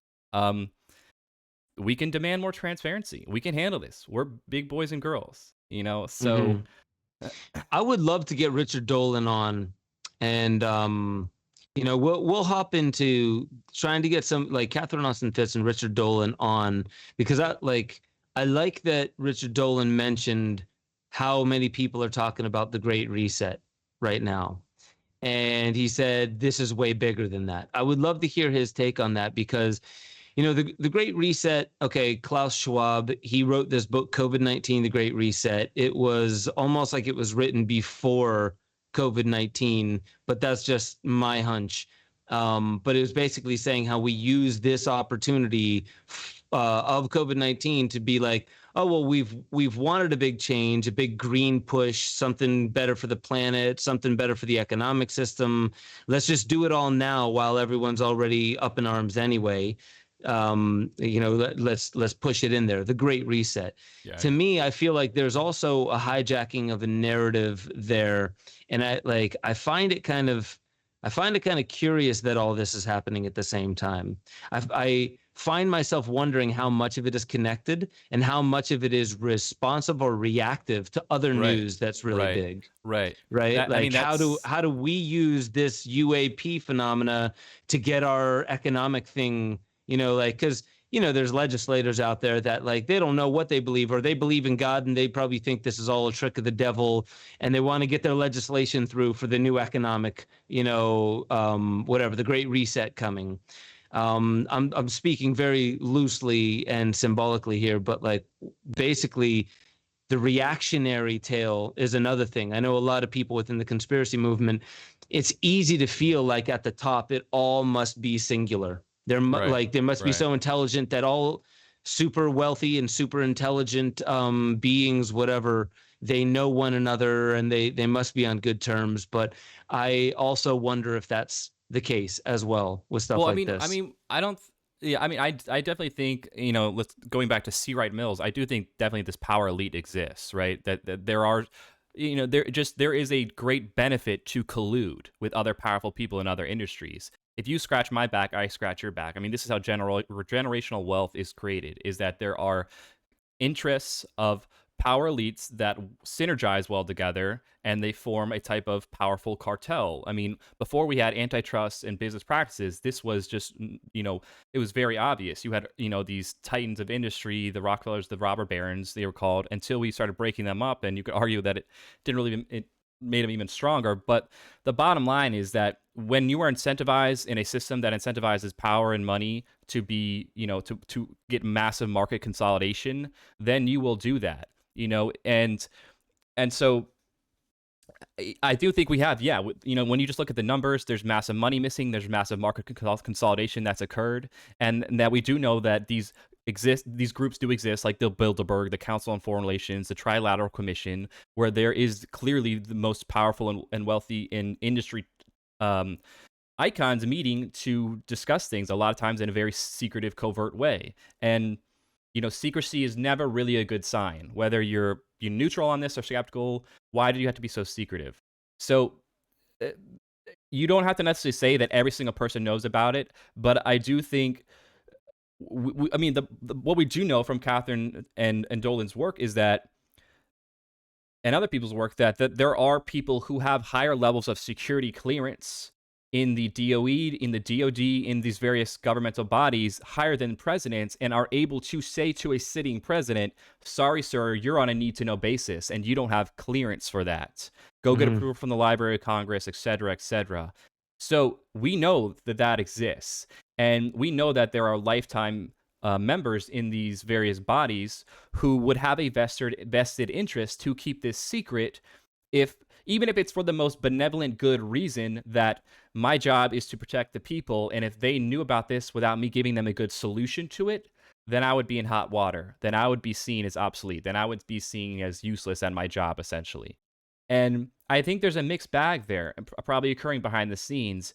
But everyone, ultimately, both groups, whatever side they're on behind the scenes, feel that we're not ready to handle the truth, or at least to this point, that has been the directive. That is what has been said. That's what all these the Condon Committee, all these BS hearings they had through the 40s, 50s, 60s, and 70s saying, oh, it's just weather balloons or swamp gas and all this. The whole premise behind saying why they could justify that to the American people was that they can't handle the truth. They can't handle the truth. They will freak out.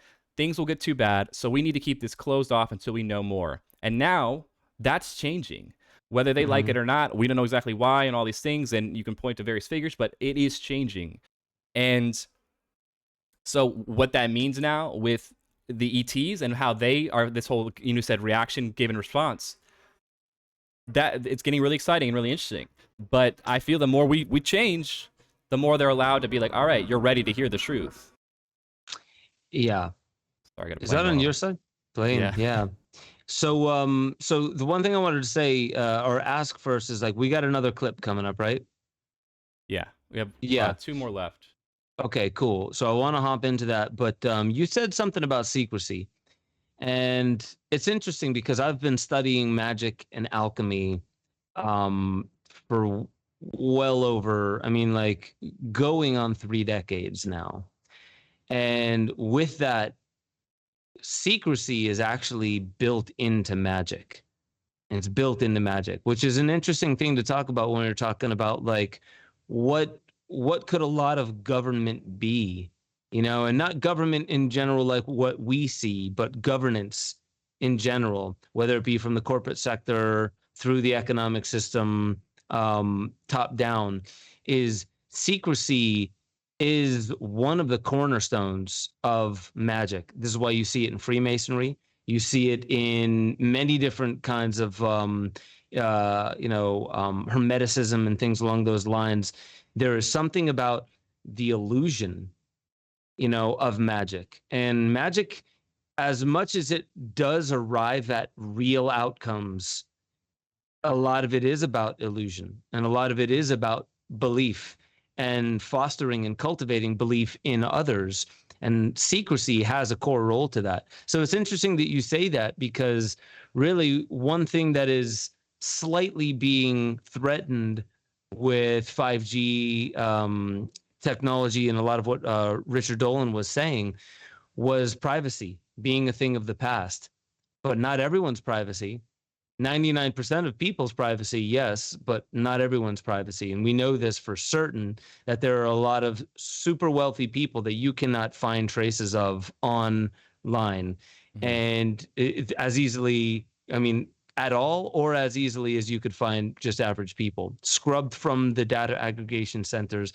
So there's something interesting about that, the secrecy element, why we only get spoon-fed these, like drip feeding of information here and there. Well, like there's probably a lot more that could be disclosed. I can tell you, and I'll be very careful here. I don't even want to give the location, but I know somebody who I spoke with recently, a couple months ago, who works in what's called JSOC, Joint Security Special Chiefs. Oh my gosh, I'm butchering it. Special Operations Command, JSOC. So like very creme de la creme type, and he's an analyst. And I was helping him do a task, and we were just talking about, we got on the topic of just human beings and the masses essentially.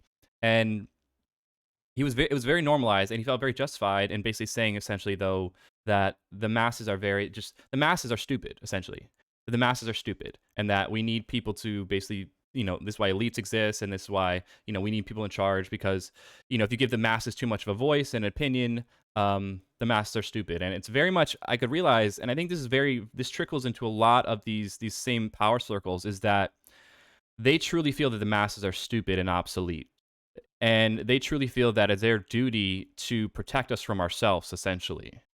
And that ethos pervades a lot of these systems, from politics to defense contracting to a lot of it. And that type of ethos is exactly behind this same type of thing with, well, of course, then we're not going to tell the masses about probably one of the most sensitive, important breakthroughs technologically, probably in our lifetime, right? There's no way they can handle that, let alone way less stuff.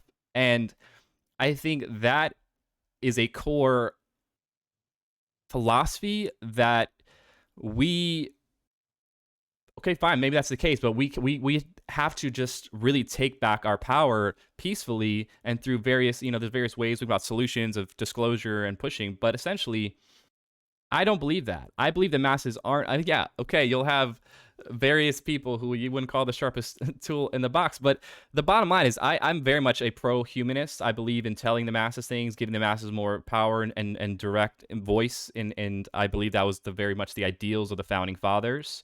And I believe that this is just their most prized secret, and one that I think will have the biggest impact on the masses at the same time. So, I dig it. Yeah. I just think that's an important component that I just want to point out of understanding these people. And when we say, why do they do this or this, that's a core part of the philosophy behind a lot of this. And this idea of in general, I think of anti-elitism right now, anti-elitism sentiment right now is people feel very condescended to on the left and the right, and they feel very patronized, and it's in all ways of life. And I think the people are tired of it, but I think, like I said, we there's ways of doing this effectively, non-violently, and there's a lot of solutions, and we can have a whole other series getting into that. We've talked about it before, but to me, this is the creme de la creme of what they're suppressing because of the technological innovations, as Bob Lazar says, the energy behind the propulsion and what these vehicles are using. That's the real core secret of all of this. What that means, the energy component. So yeah, so let's hear what Richard has to say. Let's kind of wrap up on his bit. Here, I think he's finishing up now, just touching on the final groups. My book explores current interactions that people are having with these alien entities, including the infamous reptilians and insectoid types of beings, as well as ongoing interactions with bizarre but very human-looking beings that just seem alien, but they look human. Now, throughout all of this, believe me, I was well aware of how crazy some of this is going to sound to some readers. I'm quite aware of that. So in that sense, this was not a safe book for me to write, since I realize that I have jumped into some wild territory. Still, as I said earlier, I think this is a very useful thing to try. In my view, it comes down to something simple. If we are to acknowledge a genuine UFO phenomenon, right, something that doesn't appear to come from our civilization, and this is a conclusion I've come to for years, and it's a conclusion that many, many researchers have come to, obviously, for a long time now. So if we're going to work on that assumption, then it's very important, at least to try to get a handle on the likely scenarios of what we're dealing with. That is, who are they and what do they want? It's that simple. So as I state throughout this book, The Alien Agendas, we are at a severe handicap in understanding the answers to a lot of these questions that we want to ask. I mean, first of all, we're dealing with a phenomenon that is inherently very, very difficult for us to grasp.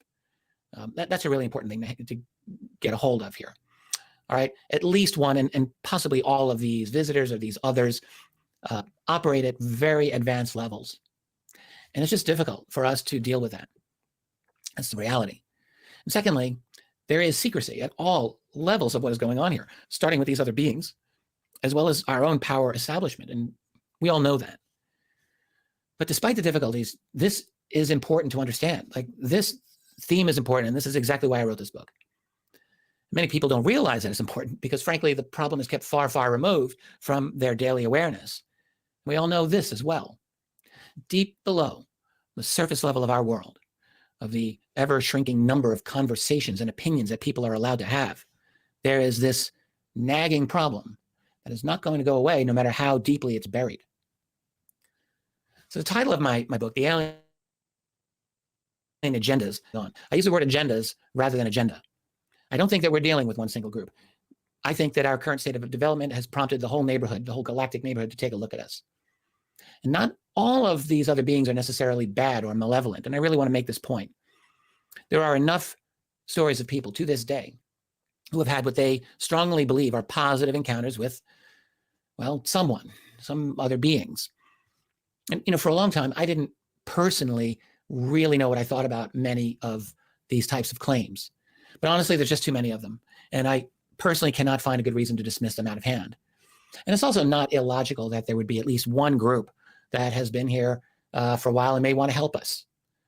I don't think that that's, I think that's actually a logical assumption.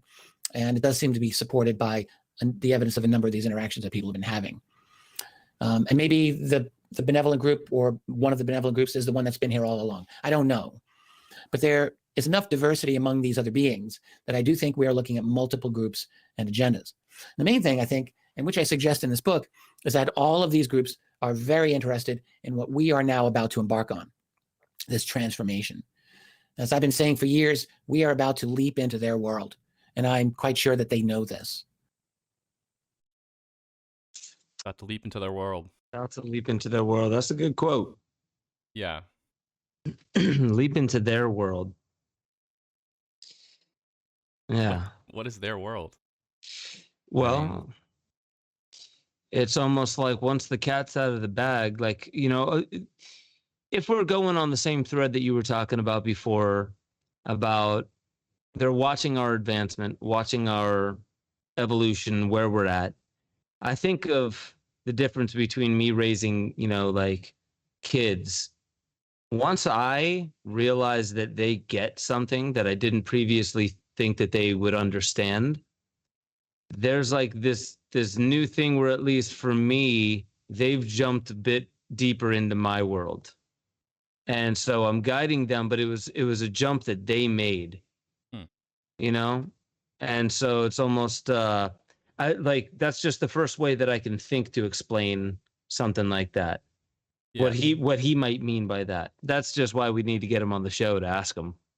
Yeah, well, and I think in a lot of ways their world is, an interstellar ability to become. We're now becoming a spacefaring species, and I mean, we're trying to just, it's still a challenge just to go to Mars. So it's not like we're really probably competing with anything close to what they have. But as space becomes more commercialized, as it becomes cheaper and easier to get a flight to go check out the moon, and maybe we put a moon base up or an outpost here soon, like, it's going to become harder and harder, I think, to suppress this. And you're going to see more cases like Commander Fravor that are just extremely well corroborated, that are extremely hard to argue with. And if we get to a point where we're being shown actual ET bodies, or an ET is actually stepping out of a craft and saying, "Hey, I'm doing a YouTube live tonight. Come check it out." Like, it's gonna be hard for people to argue with that, and so yeah, I mean, this is their world though. Essentially, is they're already space. They're exploring space. They're exploring different species. They're at a point where they're able to really view this in a very scientific way, probably, and just sort of check in on us. So, also, their world to me is, man, like, the most exciting part of this is the culture. I mean, I couldn't imagine the type of cultural differences. Their music, their dance, their cinema. If they have these things, or it's funny. Star Trek. Yeah, right. This is in the last Star Trek. There was this one. I forget, but there was this one ET that was playing music, and it was Earth music. And I remember, was it Scotty? Who was it? Maybe it was Scotty. Yeah. Was saying like, what is that noise? And they're like, oh, it's music. And it turned out it was like Beastie Boys or something like that. Right. And she was like, what, you don't like music? And he was like, oh, I find it kind of loud and annoying, but you know, well, I mean, like the interesting thing about that is like, so I can't go too deep into this, but there is Bwiti music. Bwiti comes from Gabon, Africa, and they've been playing this music for quite some time, and it usually is paired with a shamanic rite of passage or initiation with iboga, which is the Mount Everest of psychedelics. It can last 3 days. You could be like in bed for 3 days from it. So anyway, this music is very polyrhythmic. If you haven't listened to Tool or King Crimson, this would be completely out of your norm, and you would call this annoying, clumsy music that can't stop interrupting itself. Right. That's what it seems like. You know, so it's interesting you mentioned that. Well, I'm also interested in the culture aspect of it. And their level of understanding music, we really perceive it. I mean, there's obviously people who use sound healing and try to really use music in a more medicinal, health-based way now. It's pretty relatively new, I'd say, though. I mean, you argue, like you said, it goes back to indigenous cultures too, but just something like that, music alone. Imagine what they're tuning their instruments at, and how much they understand what vibration and frequency does in music and these certain tones, to where maybe they can make the most incredible music that not only is the most like entertaining, pleasing ever, but also basically because it resets you, like give you like a sound bath at the same time. Like, so Totally. You know what? We'll dive into some of that technology, because there's a lot of vibratory technology coming out now that even shows that the brain harmonizes like a symphony. Right. And when under psychedelics, it opens up the symphony into something far more complex. Whereas with alcohol or even just baseline default mode consciousness, it's rudimentary, let's say, a rudimentary toolkit, you know, but then it opens up into this symphony. So interesting points. Let's definitely get to the last clip with Richard Dolan and just let him finish up his point. Take it away, Rich. Underlying all of this massive untold story is the question of whether this is all a good thing or a bad thing. Well, one of the things that many, not all, but many abductees talk about from their human hybrid handlers is about some sort of coming great change. If you go back on this channel and you listen to the interview I did with Dr. David Jacobs from a couple of years ago, he talks quite a bit about this. But a number of people have mentioned this, and from a number of different abduction researchers, not just David. Quite a few abductees have talked about this, that they have heard about this from the hybrids or the hybrids that they have interacted with, that there's going to be a great change coming, a great change. No one gives any details. One thing to me that is quite obvious about that is that we are going through this great change right now. This is not necessarily something that the aliens are going to be causing. It could very well, and I think this is the case, something that they knew about and is happening. We're doing the great change right now. And it's not something that's happening overnight, but it is something that's taking place over the course of a couple of generations. It's not that long in the grand scheme of things. It's happening. Our society is moving into something something totally different that's never existed before. And it's a fair question as to whether or not it's becoming literally anti-human, or at least non-human, some kind of non-human environment. It is clearly, in my view, becoming disconnected from our natural state of being. So that is a question we really want to be asking, and I do ask this. But this great change, this is the key, it seems to me. Whether it means that humans will still, maybe there's the positive aspect of it, like we'll all develop higher consciousness and higher intelligence and become peaceful and somehow better. Maybe. I don't know about that. But or maybe we're just going to be turning ourselves into one giant anthill. You can reflect on those possibilities yourself. But here's the thing. The outcome of this change matters a great deal. And this is why I conclude that one or more of these groups aren't just interested in monitoring and observing this process, but I believe quite possibly trying to manage this outcome. And this can happen through a variety of means. It can happen from quiet and strategic infiltration.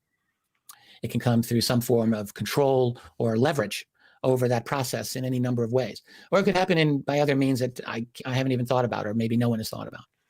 It is not hard for me to imagine that some groups would want to control this process that we are going through, because it is a very powerful process with tremendous implications. What we are doing here in this transformation, as scary as it is to many of us, and it scares me, I'm not going to lie about that, but what this process is doing on one level to some people and to some groups is incredibly valuable, like literally something of great intense value.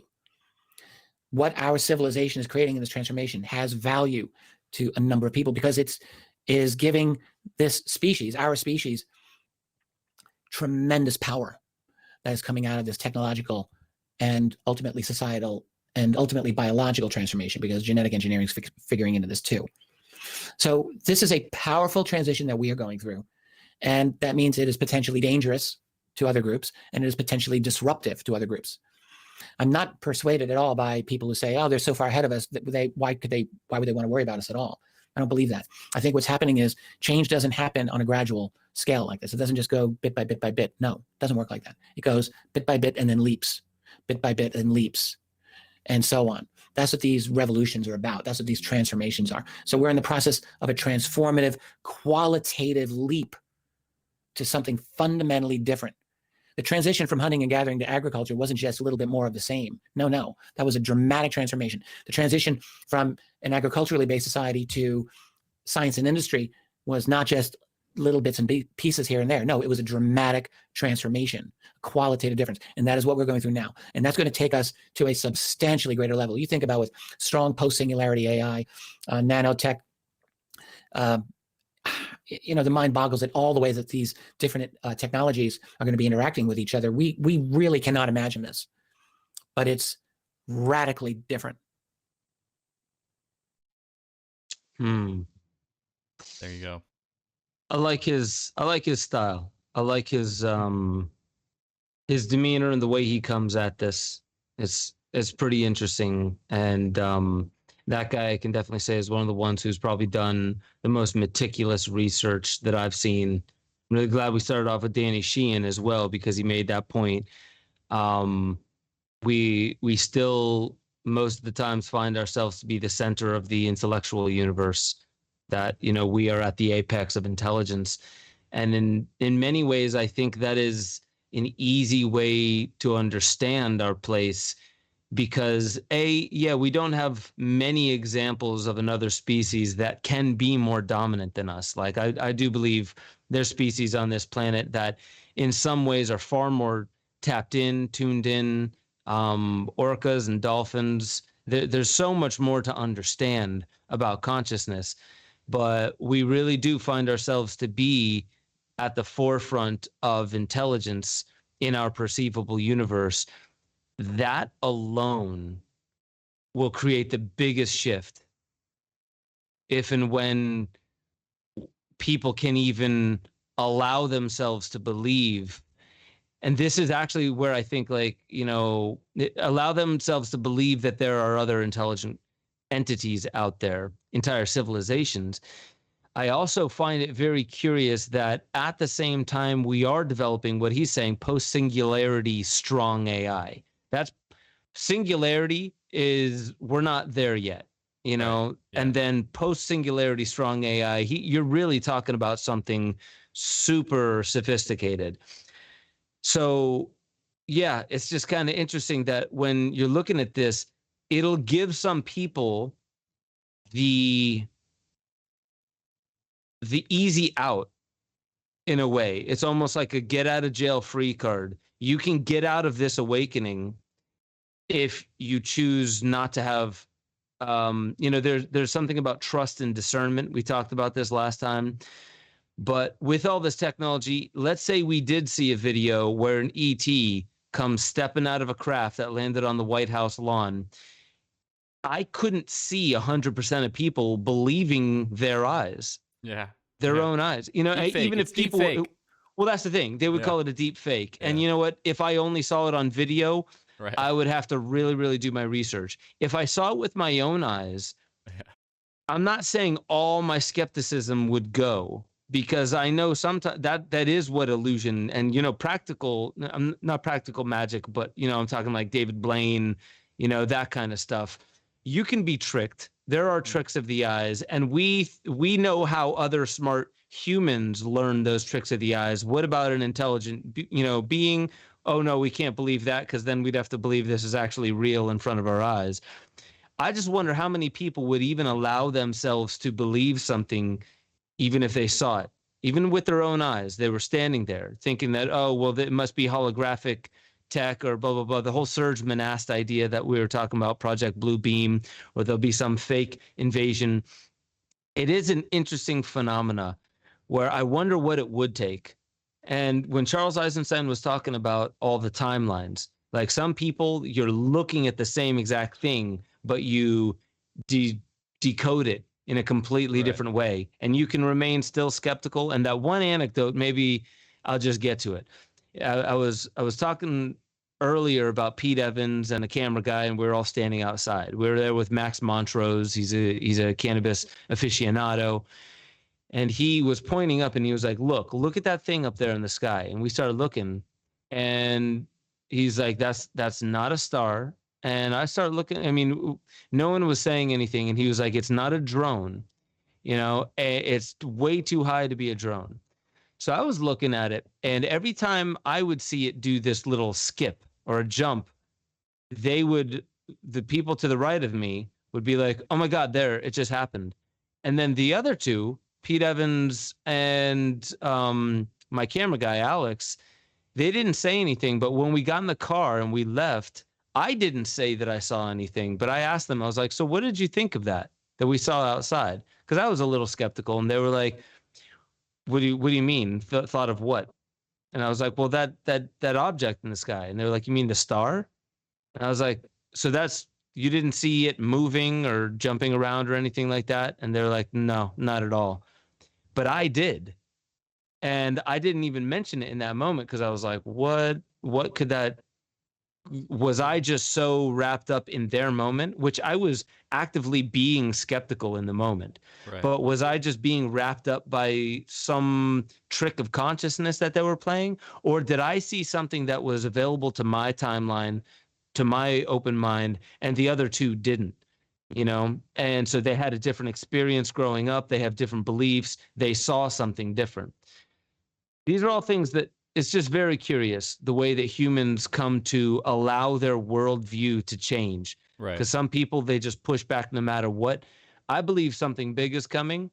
And I think that people are going to allow Occam's razor, the most simple explanation to themselves, to be the thing that they believe. Right? Because, I mean, like people who say the earth is flat, outer space doesn't exist, it's something else out there. They would have a completely, and probably some logical trains that break down somewhere, like all of our logic, explanation for all of this. And so it's just super curious to me. I wonder what it would take for there to be a single event or series of events where critical mass starts to all think the same thing at the same time, and it's a wild opening of what is intelligence, what is out there. Are we the big kids on the block anymore? Yeah. Yeah, I mean, to tie kind of a bow on all this, I mean, with how you kind of phrase it there, it makes me kind of it almost makes me feel like the only thing that would really necessarily work is some sort of peaceful, massive, global, um, coordinated, basically, appearance, where over every major national capital, every major state capital, there's a massive ship showing up, having beings undock, having people be able to see them. Obviously, they'd probably interact with the world leaders, but, it's a great sci-fi show, sci-fi movie I've tossed around, but essentially, how do you deal with corrupt leaders and how do you get around these corrupt systems to where we want the best possible outcome to occur? But as far as just pure validity and proving their case, I mean, one way that's working pretty effectively that we can look at that is real, that is happening now, is what happened with Commander Fravor. Just in the middle of the day during a major military exercise, go and just have fun with world-class pilots, showing the maneuvers you have in your craft, getting to their cap point before them, blocking their radar, doing all these things that the humans are then going to do the process of elimination and go, what did we just experience, guys? Because we're getting radar, we're getting human interaction, we're getting all these things that make it hard for us to say this is some sort of just advanced Chinese or Russian tech, and that's a really good way to get the discussion going. It looks like, for sure. So the next step might be something more like, okay, now you're ready for the next big thing. And maybe this is like, give them the breadcrumbs and psychologically they can handle the next step. And, if they're this advanced, we're probably not maybe the first species they've done this with. They might have a whole like standardized process. And it's like, okay, now they're ready for the next thing. And now they're ready for the next thing. Yeah. And it's a give and take, but depending on how we respond after each little catalyst. So I'm curious, Rick Strassman, the guy who wrote DMT, the Spirit Molecule, he had a theory that he kind of like didn't go too much farther with. I met him a couple times and interviewed him, and he said that he believes the rapture, the end times, like in the Bible, the rapture would be or could be a spontaneous DMT dump for all of humanity. And I just wonder what a wild experience would do to us. That if you're almost hit by a car and then you're not, you still have a cascade of different neurochemicals. That'll change the way you experience reality in the moment. Nothing happened to your body other than a psychological preparedness for something. And that probably caused DMT, norepinephrine, adrenaline, all these different things to flood through the body. But perhaps and potentially having an experience that we can't explain does flood us with all these chemicals that we would say cause our mind to open, but it could also be a correlation, like the act of saying yes to having an experience. Also, and the placebo effect we know can give exact effects to what we thought we were going to have. So there could be something to what Rick was saying, that like, what would a great awakening not just be, but what would it feel like physiologically, somatically? How would it actually show up in the body? And I'm wondering if we were to have a mass event in this way, I kind of feel like, yeah, maybe we would all program that into our long-term memory with a brand new ratio of neurochemicals that does allow us to begin a process of, I don't know, a lot of people say that, in spiritual practices, we're working on our light body, and that Jesus was an inner alchemist. He could control the alchemy inside his body, and that's how he could produce light, right? And produce these miracles. The idea of chi and these things in Eastern, prana, these things of, which both of those are just energy, let me not use that word, but they are energy impregnated with information, encoded with information, which is all energy. All energy is impregnated with information, but we also have like a co-creative aspect to that. So to tie that big bow on all of this, man, we covered a lot. in this entire series. I'm really grateful for the way that you gathered all the info and the way you had it kind of lined up for all of us to watch, to take us deeper into this conversation that we've been having, because there was a lot of the stuff that I've known Richard Dolan, I've known Catherine Austin Fitts, but I haven't, gone this deep and seen some of these clips that you found. So really good on you for finding that. And I'm excited, we'll do another one of these when there is a bigger disclosure push. And next week we'll hop into Rafe Kelly, Evolve, Move, Play. And then beyond that, we'll probably have some movement trainers. And for everyone watching, this isn't to just completely bounce around. I know you guys have gotten kind of accustomed to what we've been talking about lately, but I actually even think that we need to prepare our bodies through movement. We need to prepare our minds. There's a lot that's going to be asked of us, and an enlightenment process or an awakening process involves the body, and the body needs to be in tip-top shape. And there is this idea, I'll leave on this. If you haven't checked out that Needle in the Sky New Year's Eve event, go and look up above. I posted the link in there. It's the Needle in the Sky event, New Year's Eve 2020. And the whole motif around it is cellular mitosis, the caterpillar going into the chrysalis, turning into a butterfly, DNA changing. This is the fourth stage of evolution, I really believe, that Richard Dolan was talking about. And there's something about our diets and our bodies that when your immune system is low, more stuff can be, you don't have the ability to reject something out of your body. You need your immune system to notice a foreign invader and reject it outside of your body. And so we could very potentially be going through some kind of mass experiment right now. And part of it could be standard American diet. Another part of it could be chemtrails, glyphosate that's in our drinking water. I could go on, and I don't want to start tying too many things in because I'm wrapping this up. But basically, I do think something big is coming. And I think it's cool that we've at least layered a lot of conversation around this topic. So when we do get a bit more disclosure or something does happen, you and I can hop on, even if it's not a Thursday night, and cover the story. Yeah. And just to tie in for people a little, as you said, this was all part, we're going to have series, but we're going to start doing it similar to where you've probably seen other podcasts. Basically just we'll mix it up with different speakers based on their availability to do the podcast with us. But anytime there's somebody who's part of the Disclosure series, the Psychedelic Renaissance series, the Movement series, all the other series we'll do in the future, I will have it designed on the YouTube page where you'll be able to just click on that playlist and you can go through all the things dealing with disclosure, psychedelics, movement, any of those things. So I just started throwing up the Ben Stewart Podcast clips, and we're going to be getting all the other podcasts we've done up, and continue to have little short digestible bits of the podcast as well for people, because I know sometimes it's hard to watch the full thing. But I appreciate you, brother, and I was honored to do this. I had a lot of fun. Yeah, dude. Well, you did a great job. And in the course of this show, we got a lot of really great comments. We got Mike George, who's been tuning in like a fiend lately, and he donated $4.99. And we also got a moderate. What was it? A moderate rebel. Somebody joined the moderate rebel on YouTube. All of you listening, you can do that. I highly encourage you to go to benjosephstewart.com.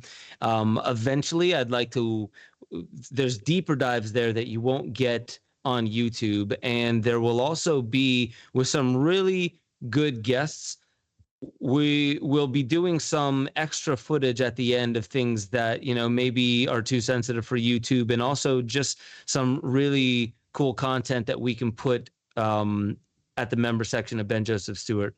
So go to check out benjosephstewart.com. I appreciate everyone who's commented. The Discord and the Discord off. chat. Yeah, it's really thriving right now. It really is. There's a lot of really good conversations there. And every time I put out a Waking Infinity News, somebody comments and says something, hey, man, I'm really liking this, that, and the other. Get in touch, reach out with the people there. Let's start the conversation on these things, because I really feel like the nuances we're touching upon here are very comprehensive and relevant to how we can approach what's coming without even fully knowing what's coming and be in tip-top mental, physical, and spiritual shape. So with that, I just want to thank everyone for joining me. We're all on the same path together. The best thing we can do is learn how to hold forgiveness in our hearts, because forgiveness doesn't let other people off the hook. It lets our heart off of the attachment. To learn how to love unconditionally and to really trust your intuition and trust your insights. Because even if you hear people contradicting thoughts and beliefs that you have, it doesn't mean that they're wrong, even if you believe something different. And that doesn't mean that you're wrong. We all have something special and a special voice that we need to be bringing to the world right now. It's not about being right in that one supposed objective reality. It's more about being true to yourself. That's what we welcome here. We welcome all kinds of dissension. Please dissent to your heart's delight.